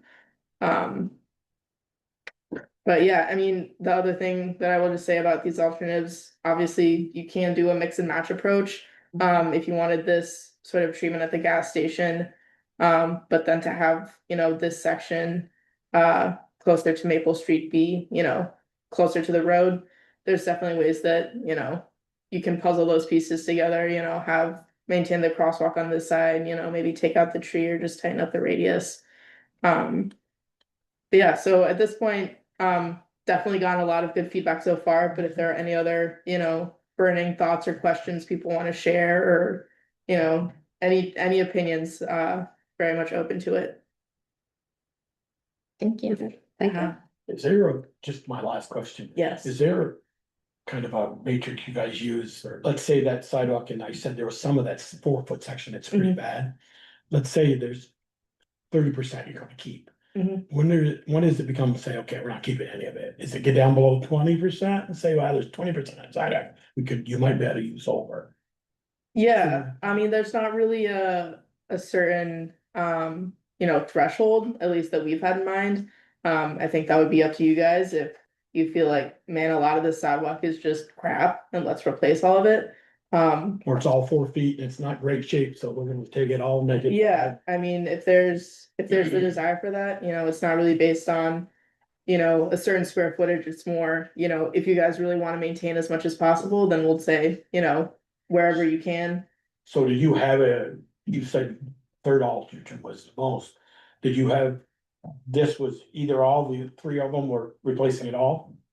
Or not? No, this was assuming that, basically any, particularly damaged sections would be replaced in all 3 alternatives. But yeah, I mean, that's flexible and, could be changed depending on what's wanted. Yeah, I understand that. No, that's just the. Oh, cursor. I, just a thought with the parking on the south side of the street there. There's parking in front of Howden Hall now and they fit off the road and I almost think the sidewalk is further back in front of the bank. So you should be able to fit cars the other way. I'm just trying to think when we do coin drop there can be a car parked at the bank. A car against the yellow line and we'll have cars run between, so there's a fair amount of room there. On my way home today, I'm going down, look against that curve. Get out and measure the flames, bumper to the yellow line, see what it is. I'm gonna do that tonight when I go home. You don't want me to park there and do that. You know, not your pick. I'm going to get a big truck with a plow on it, see. Okay. Thanks. What else do you need from us? Mostly just feedback. The schedule going forward from here is, we have these 3 alternatives, depending on what we hear, the feedback we've gotten so far. We'll put forward a recommended alternative, that is preferred by the town. We'll, create some more, in-depth details, a specific cost estimate, that type of thing. We could decide, exactly how much of the existing sidewalk we would want to be replaced, to a more in-depth look at what's out there. And we'll put all of that together into a final scoping report, which we will eventually present again to the select board for approval and endorsement. And once you have an endorsed scoping report, that can be used to secure funds, apply for grants. And that is something that would be included in the report is, potential grants to go after, that could help fund this. Kevin, do you, as a landowner there, do you see anything that raises concerns to you? Do you have to unmute him, Ian? Yeah, I got it. No, just a couple comments. I like it all. I think I'm with Ian. Like anything you can do to improve pedestrian safety is a good step forward. The only comment I had about our particular property, if you're obviously looking at doing anything to mitigate costs and doing it in piecemeal, that section of sidewalk from, I don't know, whatever, the bank to the creamy stand. Oftentimes when I see that happen, it just seems like spots that are replaced are left low, and we're still have the unsafe sidewalk conditions because the sidewalk doesn't get raised up and put at least even, if not higher than the ground on either side of it.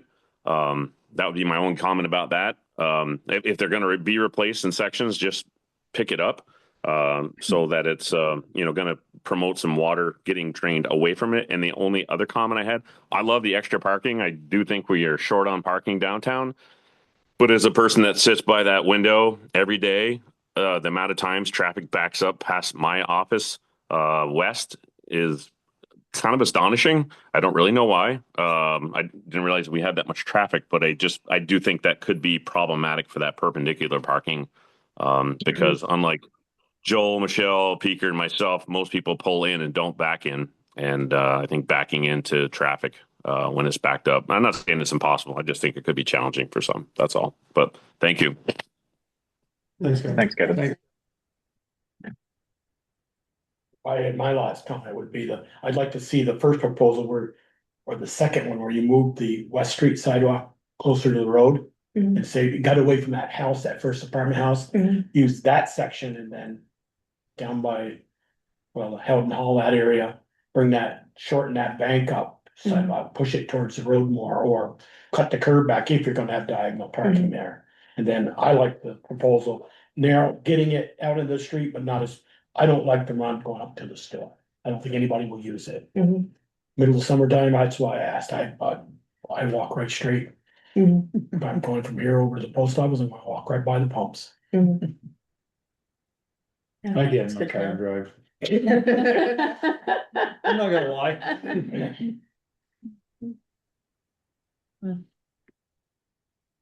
Well, thank you, everyone. Thank you very much. I'll put my email in the chat. It's just mcoombs@bhb.com, but I also do have some posters showing these alternatives. I don't know if people tend to come through these offices. We can maybe display, just let people give more feedback. But yeah, thank you all for the feedback. It's been super helpful to hear. So I really appreciate it. Well, if you get nothing else from us, it's feedback. Thank you, Madison. Awesome.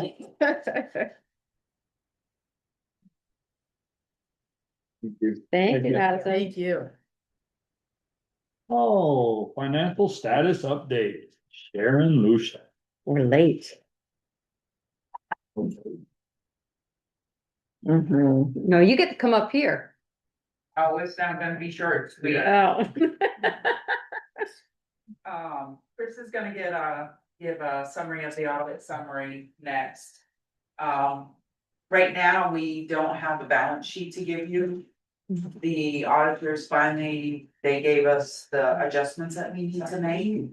For the audit For the for audit. 2024. Right, so we don't have accurate until we can make those. Journal entries, which Chris is planning to do this week with Darlene. Tomorrow. Then we'll have a better idea. Where we really are. Yeah, what they really are after the 24 audit, and then we can start on doing the 25 audit. So. Maybe they'll eventually catch up. Well. If they do the 25 in the next few months, you're basically on time. You're already a year behind. Oh, yeah. And from the audit standpoint, we'll be entering, what happened is because they're 2 years behind, then we got behind. The system can only go back 1 year. So we had to make a copy of 24 so that we can close out 25. We'll apply the journal entries to the copy. And then Nemrick is gonna do, Chip's gonna do some magic. To reload it and merge them. And then after that, we should have accurate data, which would allow us to provide you all with a balance sheet every month. And also looking at condensing down the budget status report to a 1-page doc. And give you highlights when we see questions, red flags that we're concerned on. That'd be great. From the audit itself, we had one major finding, which was the lack of a cash management policy around federal funds. Sharon, myself, and Greg sat down, we pulled that together. sent it off, and the auditors looked at it and, Miranda felt it was. Would meet what we needed to do, we sent them that with a corrective action plan, so. Other than that, the only other real thing that they said that, which are things that we knew, we weren't reconciling in a timely manner, still in 24, but that has been resolved. So I think personally, we're in a good spot, next week, after we this week, we will have. Like we said, a realistic number, I'll give you what I'm just needed. I don't think you have a lot of. Unassigned. Unassigned. I don't think there's gonna be a lot out there. Yeah. Just from looking at it. Mhm. That's where we sit. There's not gonna be it. Yeah. There's a lot of that we're getting eaten up from overages and projects and exactly. Yeah, well, we need at least 5%. Before we can use any of it, for yeah. anything. At least 5%. Mhm. So are we gonna be able to see the audit, the 2024 audit? You have. Is it in our box? Yes, Box? you all have my Okay. box, hard copies in your box. Okay, Great. thank you.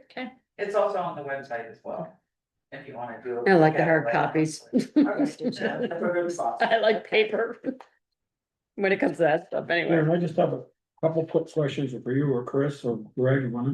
Thank you for the printout, first of all. Page 2. Print out of what? That's the budget. You wanna We haven't pat, got you this wanna, yet. you wanna share the rest of Okay, it sorry. with the rest Nope. of us? That's next. That's the next step. Yeah, budget review. Okay, We ain't got there yet. Sorry. I mean, I am done. Yeah. Okay. We won't talk Sharon, about you're done as 27 well? and 24. I'm done as well. We're talking about 24, and that's fiscal year 27, we can't. Yeah. Yeah, they're not gonna even come close to matching. Yeah. Okay. You're like 30%. No, okay. All right, Here you go.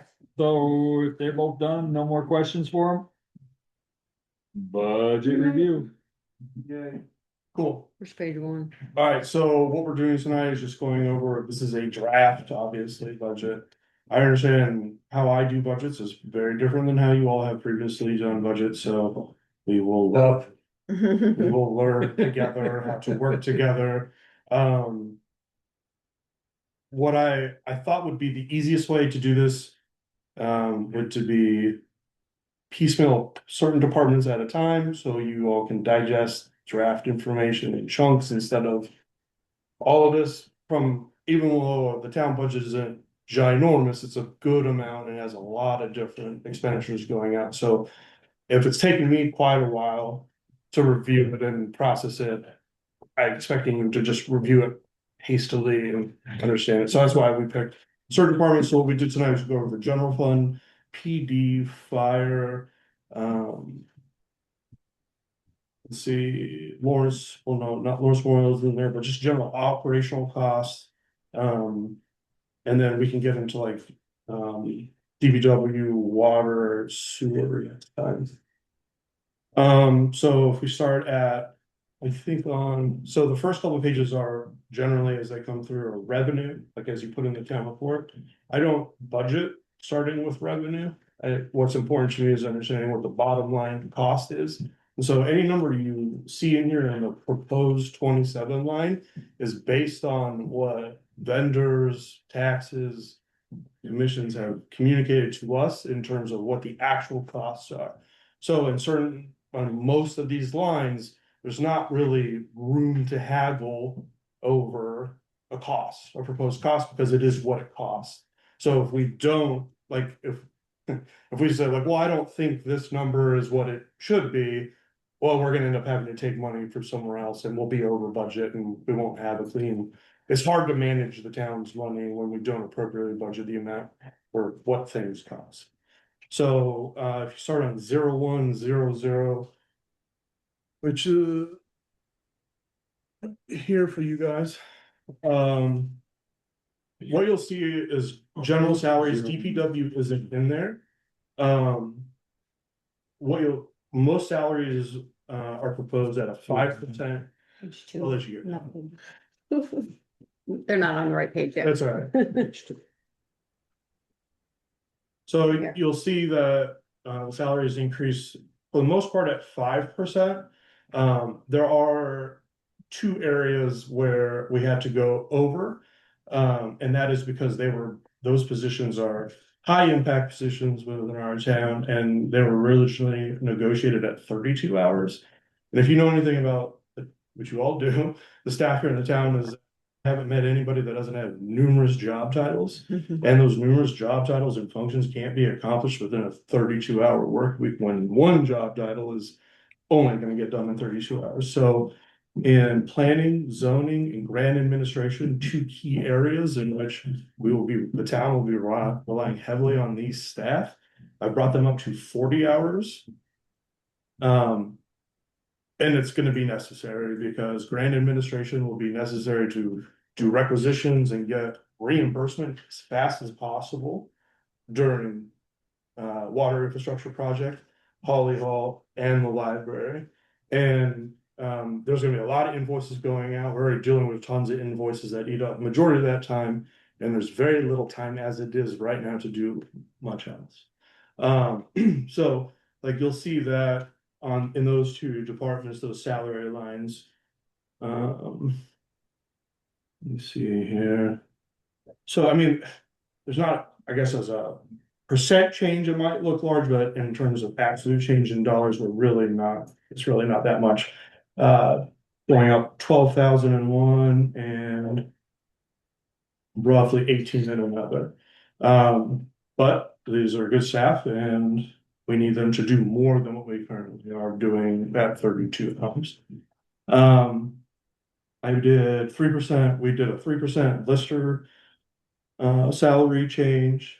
There wasn't a huge change from clerk and treasurer's office in terms of supplies. What you will see is like when we go through Howden Hall, like heating costs go up. Electricity's gone up quite a bit. But for the most part, that's staying fairly stable. What page you on now, Chris, or Greg, I'm sorry. Yeah, so right now I'm in admin well, hold on, before I move on from general fund. Salaries, is there any questions about that? I just, yeah, that. General expenses, personnel, salary administrative officer, you, over here in the note says.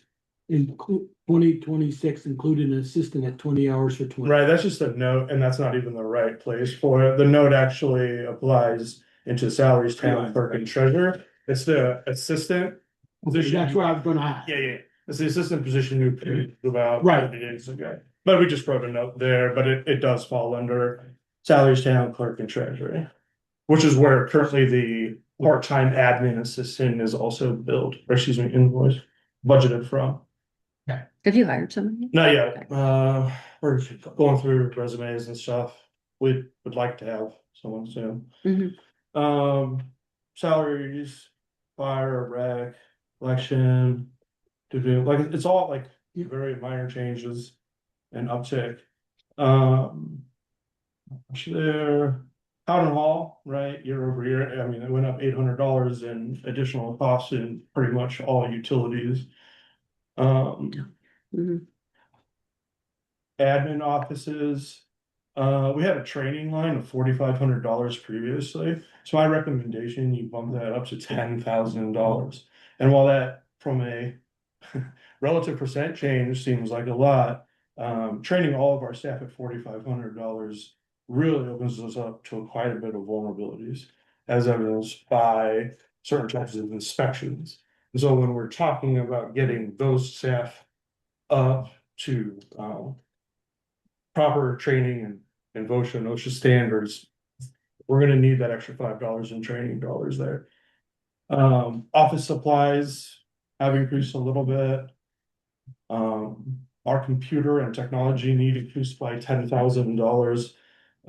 We've been under budgeting this for several years, apparently, and we continually go over, so it doesn't really, like, that is more in line with what the actual costs are.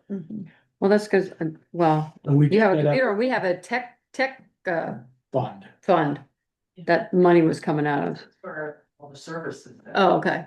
That's that, I was just like, okay. It's So not like this- $20,000. this is- This It's is not a computer, Tech and all that stuff. It just said, I mean, you said, yeah, it's the software and the support. Everything about hardware.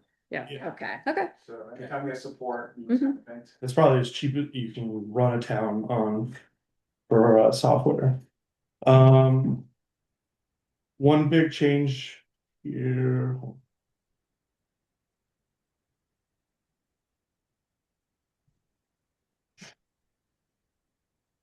Right, so it was 76,000, year before went up to 103 with the largest additions and change being in training and actual costs in IT tech. Holly Hall, for the most part, just pretty small. Admin electricity costs have gone up quite a bit. One thing you'll notice though is that previously you budgeted for Holly Hall building maintenance at $12,000. I would make a recommendation that you move that up to $50,000 immediately. There's significant amounts of maintenance that has been deferred over the last 15 years since you've done any work. We're doing $1 million project renovating Holly Hall above us, and we have rotting windows over here and stuff out here.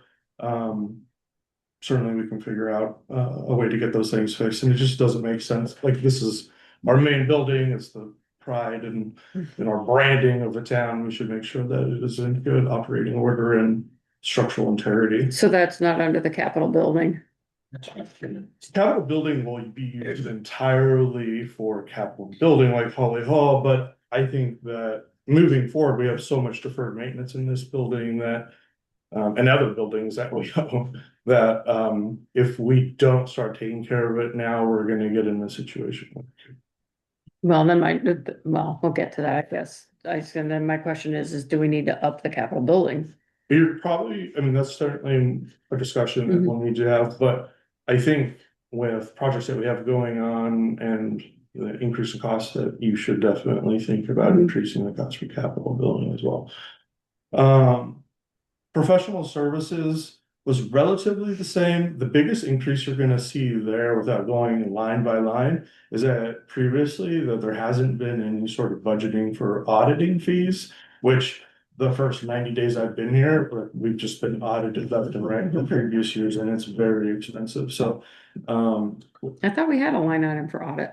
Well, we do, we budgeted 18 and then we budgeted another 18, but we spent 35 and 25 so far, yeah, and we haven't even, halfway through. we haven't paid for 25 yet, and What happened to our contract? I thought we knew what the contract was. We did for the part that we knew we needed, Mhm. we had to do a single audit, that's additional. That was like another 10 grand or something. yeah, Okay. single audits are We're gonna gonna do add up. another next year, so. Yep, Mhm. well, we're doing one for every year Yeah. for many years moving. As long as water projects. Now, those are the single audits when it's over $1 million grant, Yeah, right? But if you guys are, yeah, it's the water, cause It's the just the money water. comes from the feds and it's 100% grant. So we didn't pay a single audit for like. So everybody pays for Don't that? Firehouse Drive, We triggered this last year because of the funds in Pine Street combined. So but if that's for the water, That should- why is the town paying for that, right, not the that water should go into the district? water district. If that's a $10,000. Why isn't that, Well, it isn't. why is that the water budget? Because that number, the feds look at it as a single entity. The town has that. They're adding those two together. They don't separate that from an audit standpoint. I can ask Miranda why. Well, no, I think Michelle's talking about the next one. This one here was our ARPA money was. No, it was two. It was that plus Pine Street. Right, but Pine Street wasn't a ton of money compared to the ARPA money. Mhm. Well, it was about half. Mhm. So, It wasn't $1 million. but going forward, the $4 million on Bristol Western. West is Bristol, yeah. is all water Water. department that's gonna trigger it. It's not. So don't we have to put that in the water? is Holly Water Hall, budget? Holly Hall and the library are not water projects. No, They I know do that, but I was see- just talking about the water project. Well, but Do we have it to, all falls under the same. Going forward, you could add it to that. I mean, we're already raising that. well, I know, but I'm just saying, people that are not in the water district are gonna start asking these questions, so we need to have an answer. Let me ask the auditors that Yeah. question, because without, I need to make a guess and be wrong, Yeah. but I'll find that out for you. All right, moving down to fire department, which is 00634.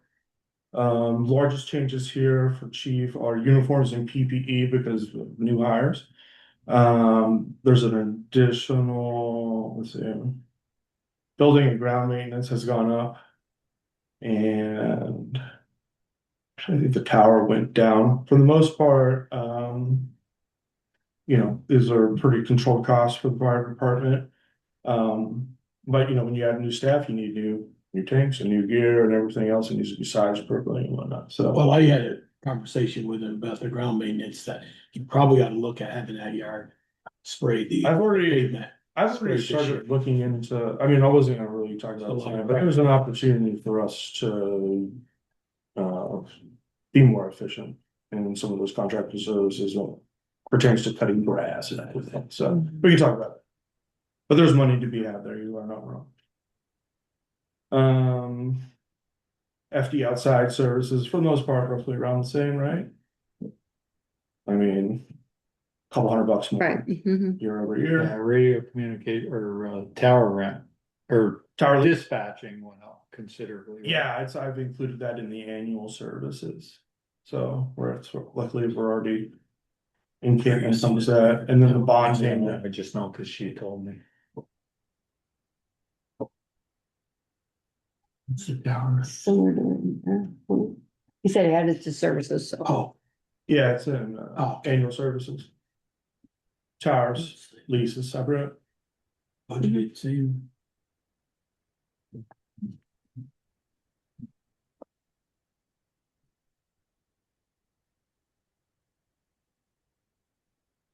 Are you guys good with fire? Mhm. Okay, rec department, really just holding strong there, if anything. Well, Meredith's and her department's still just on the dollar, so she's being able to make do. Recreation programs, roughly around the same. Small increase in, Elder Eagles program and town riders. Which I believe does generate revenue. Town riders, that's the bikes, right? Oh, Yeah. okay. The bikers, yeah. Teen center expenses. Year over year, same for the most part, minus some pretty notable raises in utilities. Town parks. Minor uptick.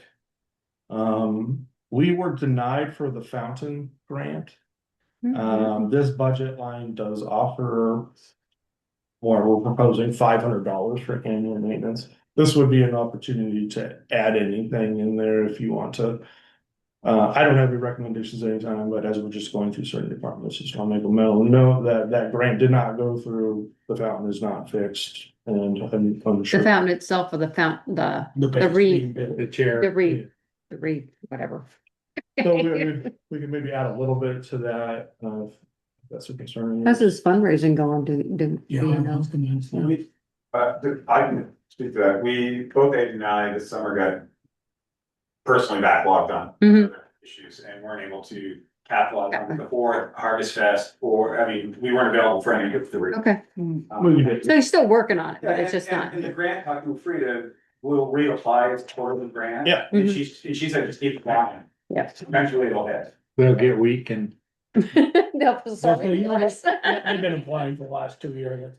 Burlington just beat us out. They're just going positive. Mhm. Pottery expenses, small minor uptick. That's because we added one personnel and pottery contracted labor. However, the entire pottery expenses have been revised by Chris and Rec and the pottery folks, and it's pretty self-sustainable now, even regardless of a small increase. Town committees, same. Public safety is literally the same, just about. You get your voted appropriations there. And that's it. We can go over PD. I know, but I don't like fucking that number.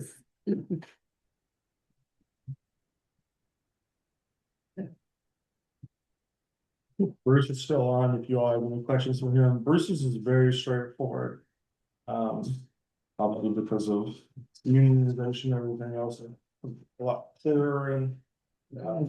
We just on page 8, the bottom one, because we don't know what we haven't put anything in capital for anything in. Oh, well, yeah, well, we can. We don't need We to talk haven't, about it. we haven't decided. Right, so I didn't wanna presume. But it would be a good opportunity to rehash some of that when we have through. I mean, discussions. As As Michelle mentioned, bare minimum, we should put in the capital road to paving. well, that's in there. No, you don't have any numbers, is what he's saying. You don't have any number for 2027. I haven't done DPW yet, so. Yep. Oh, okay, I'm sorry. Yeah, Sorry. so, there was, not that there's any that we just, remember, I just wanted to give you certain chunks at a time and digest. DPW had some of the things that I wanted to, need a little more time to reconsider to make sure that Great. we weren't gonna look and need more money on the back end on something else, Mhm. given, you know, so, yeah, I just left that and I'll have those numbers. So for police expenditures, salaries, 6.5% across the board. And then training, let's see. Detailed labor is the same, I'm sorry, part-time salary is about the same. Flight committee, all that is proportionally related. We're catching up. We just kind So training, was 1,500. Supplies and equipment, it's 10,000, it's the same. Uniforms, 4,000 is the same. Insurance was a little bit more. PD communications roughly about the same. Facility expenses the same, but I believe their lease is up coming this year. So we'll have to evaluate, if there will be any proposed changes to that. Vehicle and gas, roughly about the same, vehicle maintenance and so on, so. Total, so far, with a $34,000 increase on a $700,000 budget, so not too bad. Bruce, if you're still on, is there anything you wanted to add or anything I may have missed in presenting your budget, sir?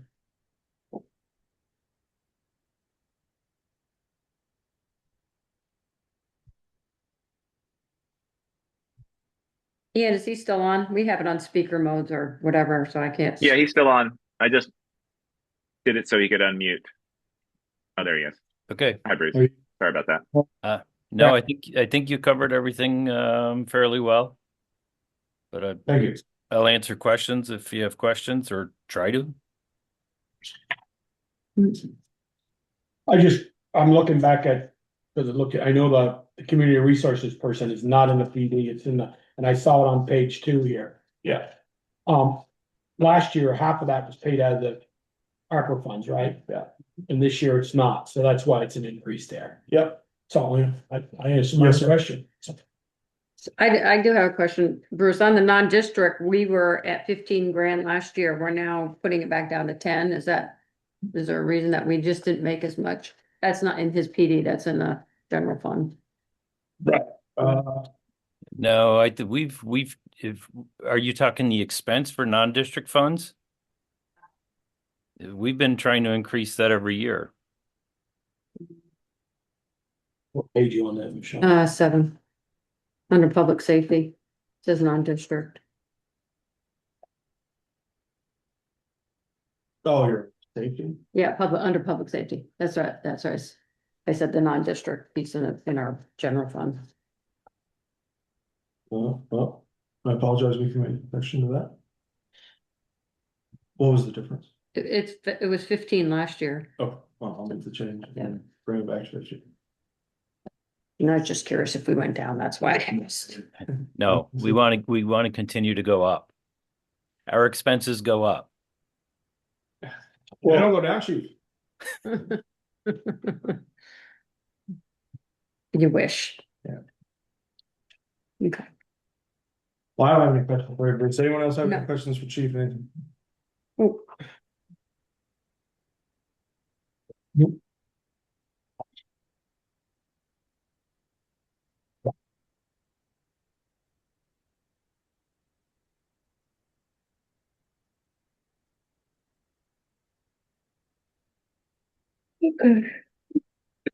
Well, I guess Bruce on a different subject, but it's be under salaries sometime.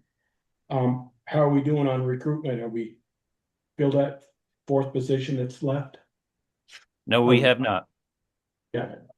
We're just kind of status quo right now, not advertising. It doesn't matter how much I advertise. Unfortunately, when you compare salaries and with all of the other agencies that are also recruiting and trying to hire, we're just not competitive. Thank you.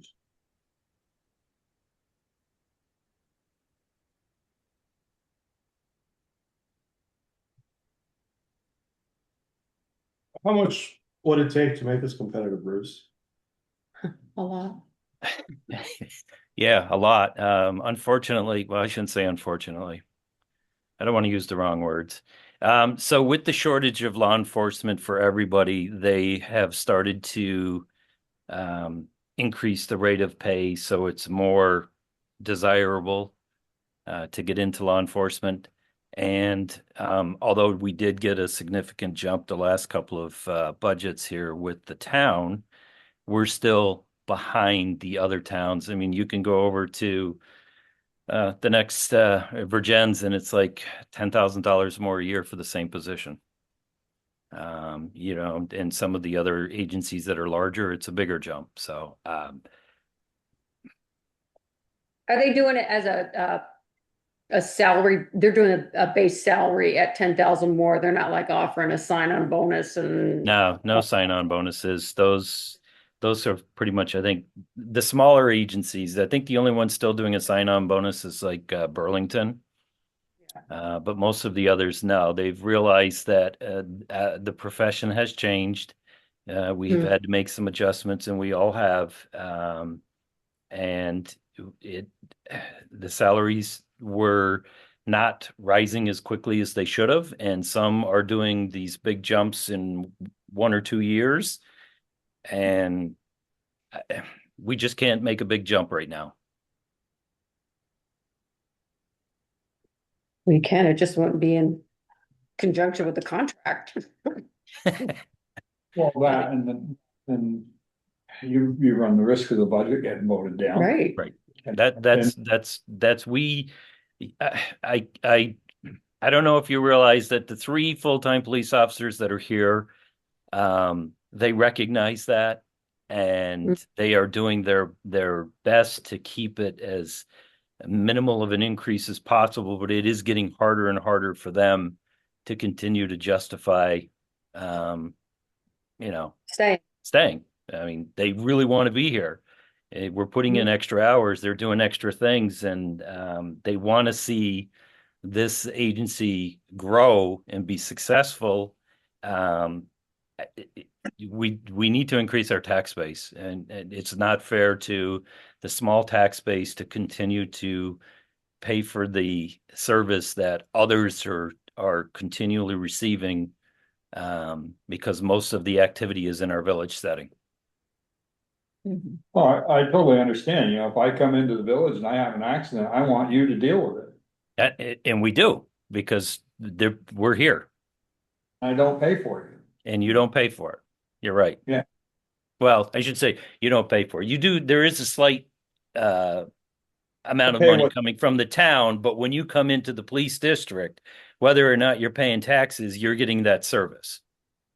But that's no difference than anybody from out of state coming in. Correct. I mean, That's true. right, you know. I mean, whether the I mean, town we pays for it or that the police district pay for it. If you're from out of town, you're coming in, you have an accident, you're not paying the taxes either. Though, as somebody who lives in the town, the fact that our police district is safe, it's clean, the crime, you don't have the issues you would have if you didn't have a police force. Thus, that is what you are paying. You enjoy that every single time you come into town. Every time you go to Shaw's or Walgreens or Main Street or Mobile to the high school, you're getting those services indirectly, but not paying for them. When people dial 911, they expect somebody to show up. It doesn't matter what their emergency is, they expect somebody to show up. Uniform their work. Yeah. So the problems and the costs that are associated with the things that we don't have get a lot more expensive as well. But. Thanks, Bruce. I obviously, but another larger conversation about. He didn't give you a number. He just said a lot. No, he said it's 10K more base pay Base for, pay. so if you figure at least 3, 4, that's 40 grand more in just salary. Just to get us competitive.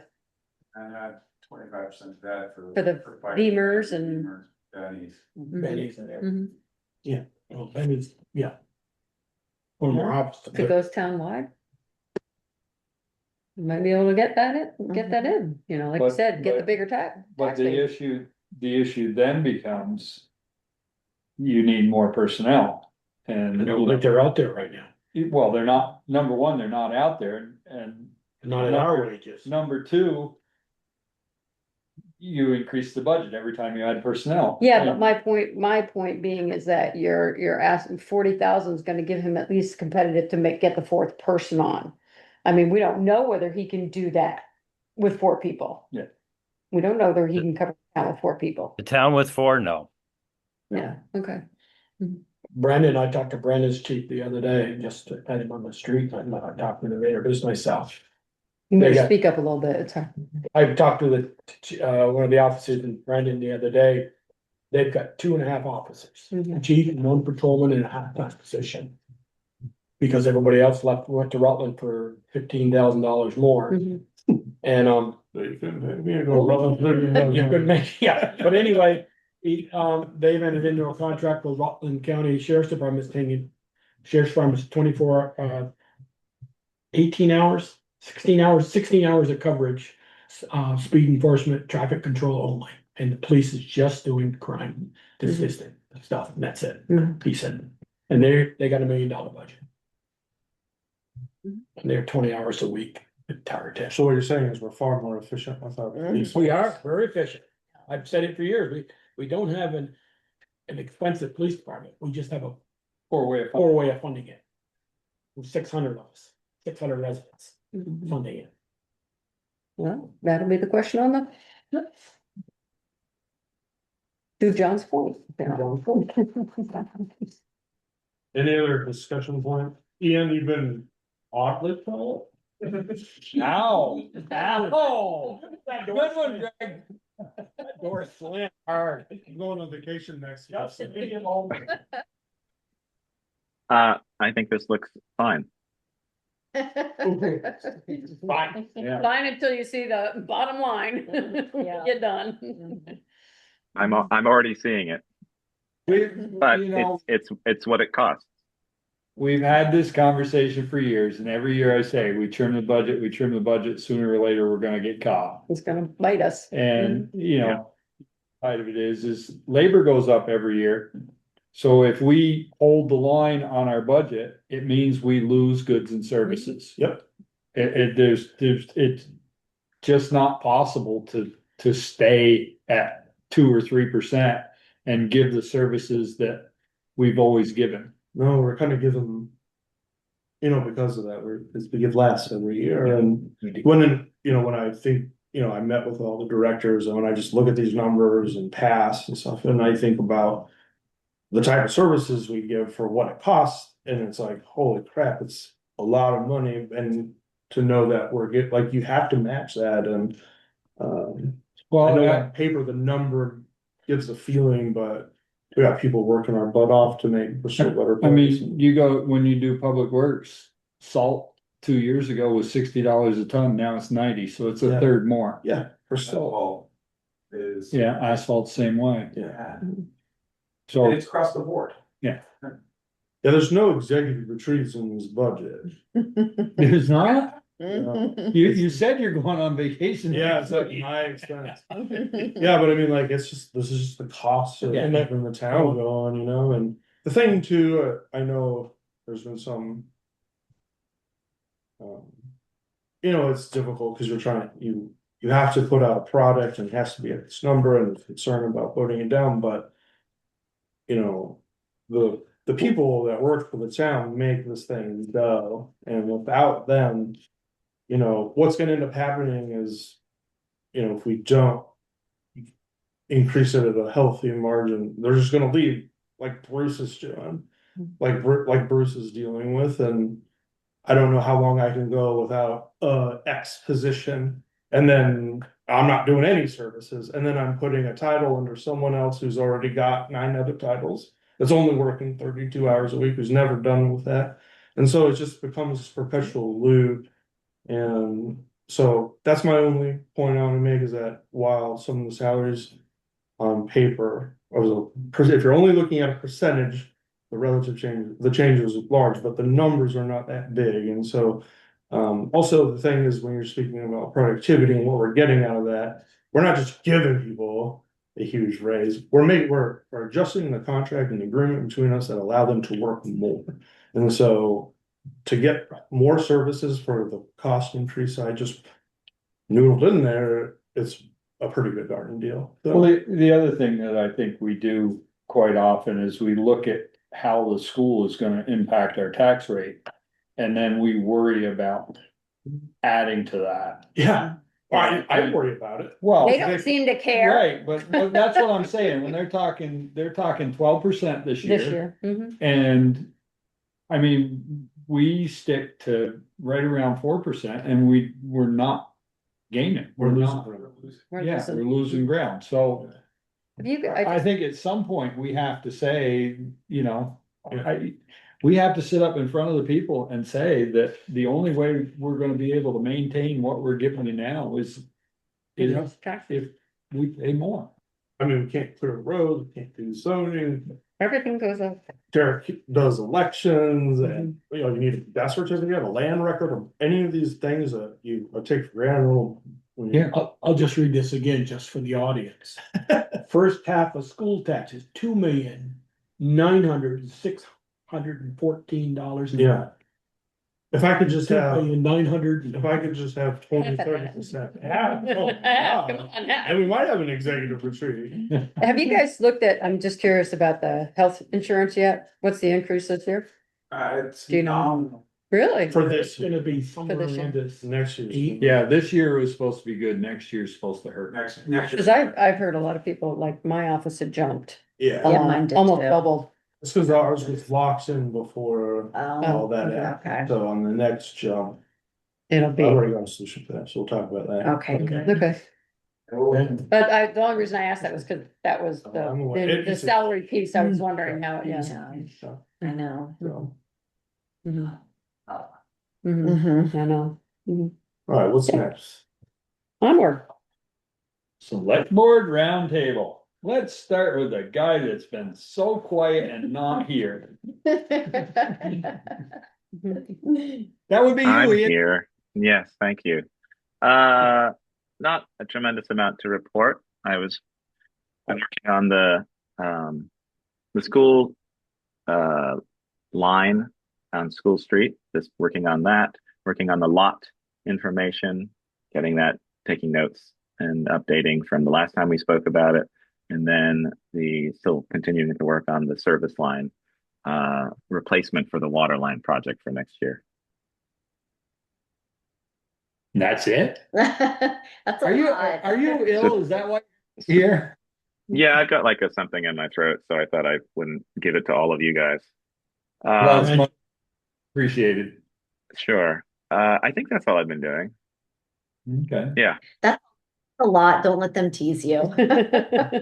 If we didn't tease him, he'd think something was wrong. It's Or if true. maybe if you don't, you won't have a problem. But if I don't, you're gonna wanna know why.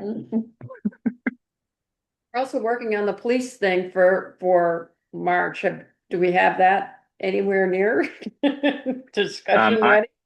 I haven't been working on that because I didn't have enough time, and also I felt that it wasn't the right time to do it. Mhm. But I'll be working on that soon. We've got a list of questions from Mr. Moyers to answer, and I have the answers to some of those questions, but not all of them. Yeah. If you want help, Ian, let me know. Yeah, Ian, me too. I'd love to help you on I that. was gonna say, I know, yeah, you got a bunch of information, or you used to have. I have zero information, but I'm still willing to help. I still got my study that I did with the 13 towns with that police department budget, so. it's a little low, but it's still something to go by. Yeah, Greg has a lot of information. He's been talking to Chief about that. So I'm sort of his backup person working on that. But yeah, any other help I think would be much appreciated. All right. Jessica,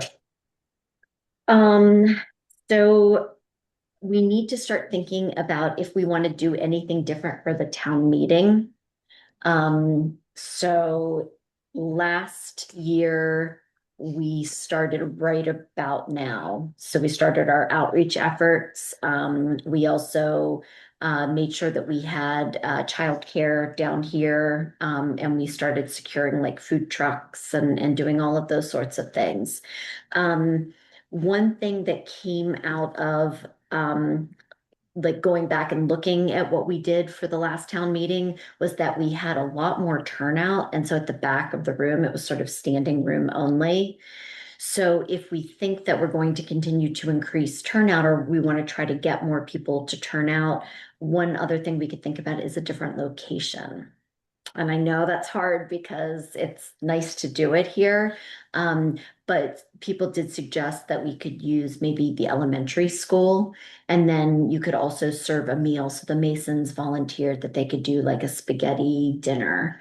Where are you thinking at the elementary school? yeah, because the cafeteria is Not that big, not nor the big gym. up there. The gym is probably The gym, considerably. I think they were thinking about food in the cafeteria and then the meeting in the gym. And kids, It's cool, you have the auditorium. Yeah. Seating already built in, E- and then you. either And you have more parking. either school would be We're fine. talking at the elementary school, there's less stuff there than there is here. Yeah.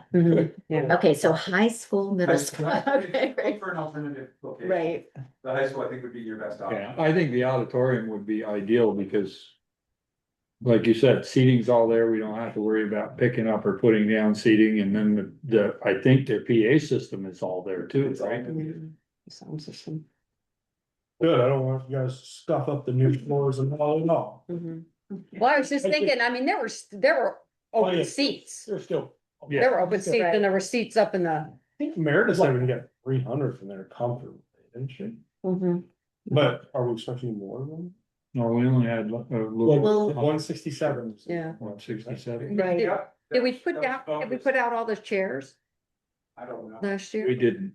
Yeah, because I mean, Yeah. there's probably still more room up there. Right. So if we stay here though, then we need to do the food trucks. Right. Yeah. So, Mhm. I think we at least stay here at least this year and see what if it builds up. Okay. Yeah.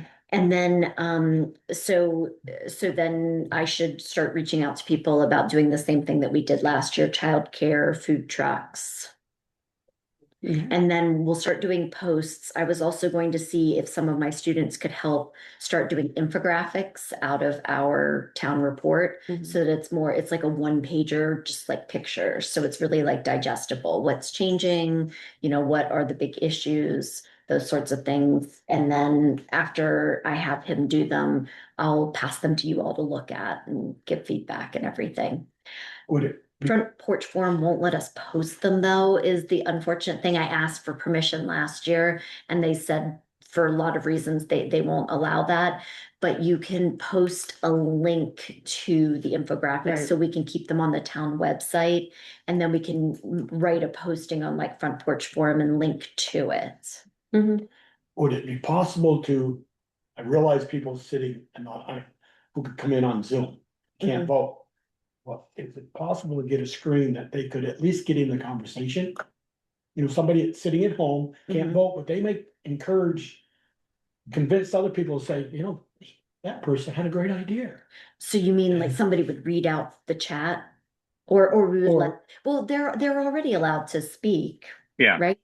Yeah. Yes, we do it through the chat. We ask everyone to submit questions through chat, and then they're read out as we go through them. Right, it was somebody from Neat TV did it last year, is that right? Yeah, that's right. Yeah, we hire Sean to handle it. Right. Okay, and then one last question I had was how many of us will be up for election this year? 2, I think. Is it me, the two of us, right? Okay. Do you guys need some signatures? Yeah, I guess so. Good. Let me run down there and start signing. You can only sign your name, Ian. Right, also- sorry. People know so that if other people want to run or if they have questions that they want to ask us about doing it, you know, the more the merrier.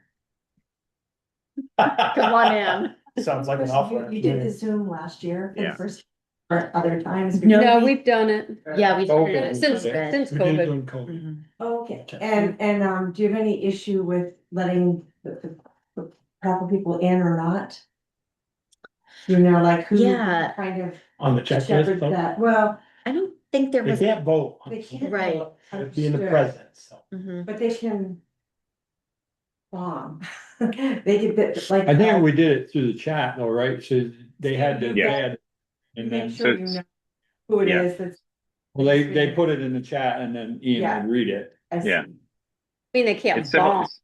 No, similar to these meetings. It's kind of locked down, and so you have someone who's monitoring and letting people unmute things like that.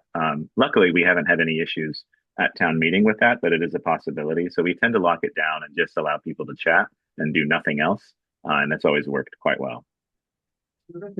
So you started it during COVID and you just continued it? Yeah. Mhm. Yeah, and We we just actually got a lot have- more people. to Yeah, a lot more be involved. people attend that way and listen.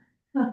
Yeah. I mean, at least they're informed that way. Right. They may not be able, and that's the biggest, I mean, one of Ian's pet peeves when he got on the board was getting more people involved, getting more people to listen, and Mhm. we've tried a number of things, and this has actually got more people to, you know, we don't have a lot. Physically in At here. at these meetings, if we get a dozen people on there, we've got a lot, but, it's still better than.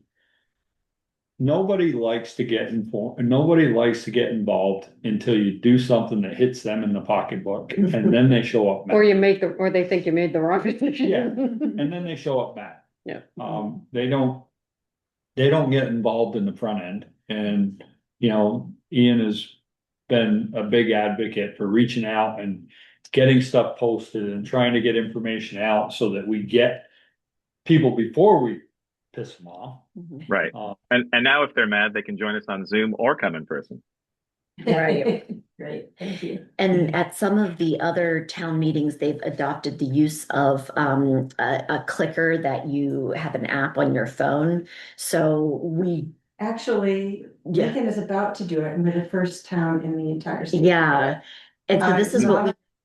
It's like Okay. a closed circuit system, you are physically You getting. have a physical clicker. So at the college, when we vote, we have an app on our Yeah. phone. Yeah.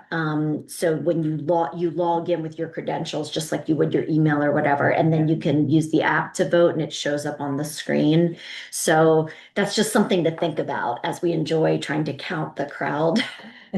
Just to think about in the future that we could use. I don't think that the app is very expensive. Come on, Probably- I like to compare notes with you when we count, see how bad we are. You have to have a secondary method as well, because you Mhm. do have, I just know from working in the office, I mean, in the last 2 weeks, I've had to help people. Is they don't have a phone that they could scan a QR code to do credit card info. Mhm. The other issue is security, you really want, you don't wanna be on an app, you really want a closed system for the integrity of the election, And the backup is the regular old Right, way. where we So you always have stand up that and count, right? administratively Right, to run the election. yeah. It was just challenging at some points. We're like, you take the balcony corner, I'll take this. I take the left, you take the right. We'll just compare They notes. sit there and know what this thing on. Yeah, you're like, good enough. Is his hand up or is he just talking to Stand somebody? still. Keep your hands up the whole time. Anything else? Yep, that was it. Joel? Just, you know, Greg was going over our budget, and I'll say to the people out there, when we see this new construction going on in town, the way to have your taxes stay stable is to grow the grand list. We have to grow this grand list. We Yeah. have to have more building. So, and I'd like to thank our new representative, Karen, been appointed, Karen Leaders Dumont. Yeah, leaders, yeah. Leaders, My husband's name, Dumont. Red James, is our new representative, and thank you for coming to our meetings. Thank you for having And I me. hope to see you more often. Yeah, there's a lot of big issues. Yeah. Mhm. Dealing with That's those. all. You heard about the school tonight. I'm sure you'll hear a lot of that in the coming months. We had a quick comment. We had a quick comment from a member of the public. John Moyers is still on. Hi, Would that be Mhm. okay? Would that be I don't- okay if he commented? Yeah. Yep. I don't have my video on, but I just when I came home, I got thinking about Jim Quagliano, so I decided to get back on the meeting from here in my man cave, and I'm gonna do my best to honor him and his steady presence by at least joining this way as more than I have recently. But also, I just want to really give credit, lots of compliment to you guys for making the meetings accessible, not just the town meetings, but the town civics meetings, your meetings, and the other civic meetings. Anybody who wants to see them can find them, and it's really easy and it's very good. So I appreciate that myself. I know Jim would too. So cheers to Jim. Cheers Thanks, to John. Jim. Well, my last one was people do watch this meeting, because I'll be at the hardware store and say, you guys were discussing this the other night. What do you think about it then? Tell me what you think. Because so they do watch it. They do. So that's all I have, Peter. All right, good job. The only thing I was gonna say, have we talked about dedication for the town report? Ian, did we have somebody from last year that we were gonna do this year, or do we need to talk about that at some point? Yeah. Feel free to email me if people have thoughts. At the moment, we have. Let's take a little look here. I have it written down somewhere. I thought I did. Don't say any names. Don't say any names out loud. I know. I'm just trying to find it. Yeah, we have one suggestion I think that came in last year, but if people have thoughts, please let me know. Okay. Okay. Thank you. And then I got a call from Brian Hill, who was approached by Green Mountain Power about moving poles on the corner of Burpee Road and Burpee Plank Road. and Burpee Yeah. and Moncton Road. Oh, again? There was two accidents there, the Wednesday snowstorm. The first accident, person managed to get through in between the guide wire and the telephone pole and not touch anything. Wow. The second accident, there was a telephone pole that hadn't been taken out behind the working pole, and they went up that pole, rolled and landed back on their wheels. So Brian's ask was, if we thought maybe he thinks what's happening is people who don't travel that road are coming up through and don't realize there's a stop sign. No, yeah. And could we put a warning light on it? And he was going to, when he met with Green Mountain Power, he was gonna make the suggestion to them so that they know that this ask is coming. 2 accidents in the last week? In the same day. I stopped at the second one, talked to the trooper for a moment. And I said, was that car out of town or local? Go out of town. And they mostly, as you say, they come on Burpee Road and they're doing maybe just 5 miles or 45 instead of 40. And they come up over and then you're going, I'd like to see at least 2 double stop signs. It is. And I'd like to see them red lights. The other problem Just like is- down here at the Four Corners. The other problem is they come to Burpee and they don't realize that the natural traffic pattern is. It's a turn. They assume that it'll be like. 'Cause they're going cars, straight. Go, and then that one car that's following the real traffic pattern, that's when they get T-boned, pull out into that, so. Well, these aren't T-bone, these are hitting the poles across the road. These are people that aren't stopping for the stop sign, and probably because they're not local, they don't realize there's a stop sign there. I know. Get that again, will they? No, and I know, just the layout of that corner, when the road has been closed. I've gone through that intersection without stopping when Moncton Road has been closed to the south. And, even at 25 miles an hour. Cause you go like this. You have a hard time keeping your car where it's supposed to be. Yeah. So, What did G&P say? he hasn't met with them yet, as far as I know, but he was gonna mention it, he doesn't know what their ask is, where they wanna move the poles, but he We've said, been through this before with them. though. yeah. But what was the whole deal? They wanted us to do They something. wanted us to straighten the corner and make it come down to a T. I remember this conversation many years ago on the board. I thought You they come wanted from us the to- north, come in past Vermont bicycle tour, you come down and we would stop going north. And go left or right and they'd straighten Burpee Road. So that the main road would go from Moncton to Burpee? Go from Moncton to Dale's Four Corners. Yeah. And four quarter would be a straight shot.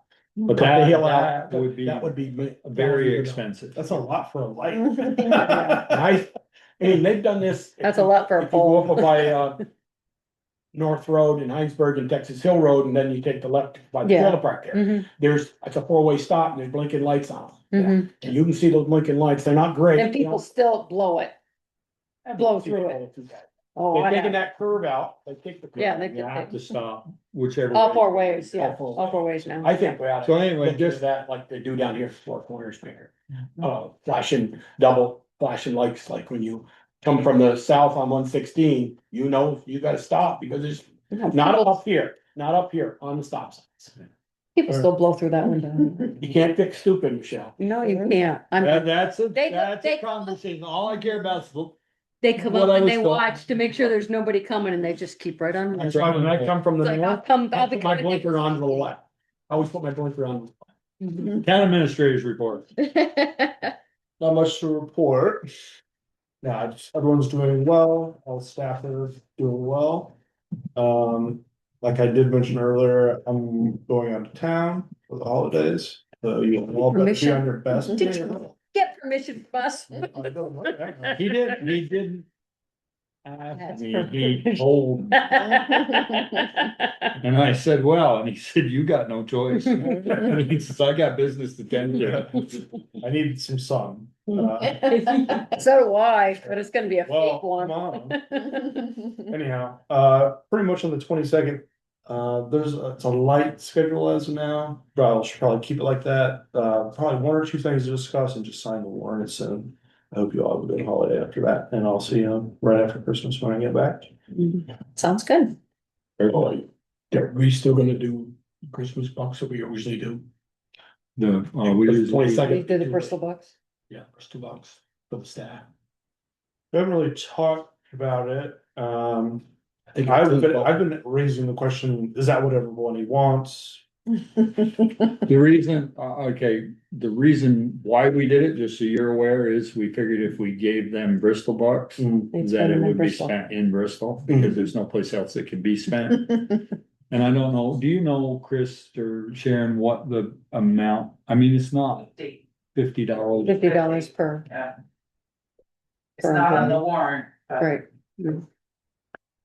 Well, we can do it on Next warrant, but we give them out on the 22nd. If we approve it on the 22nd. Yeah. That's pretty close to yeah, want to use them, so. if that's what you want to do. Which pleasure. Or you could approve that, do that. Yeah, I was. Yeah, I was gonna say, We are having it. Well, that's what I'm saying, I mean, You're having a get together Friday. Mhm. Well, when were you gonna tell us? We're not invited. charge. That was his next update goal. Maybe you don't want the board. Or you're gonna hit me up about the food budget. We haven't seen any of that. About Friday at lunchtime. Mhm. It's really just around the holidays. and It's just time I wanted just to take, even if you don't care about the holidays, right, and just appreciate our staff and give them some. I would say. Well, we usually do pizza or something. Yeah. See you Friday. Good. So, And I would, if you're gonna do that, then I would have it available for that. Okay. I can make the list and. Yeah. We go. we'll have Greg check it twice. Yeah.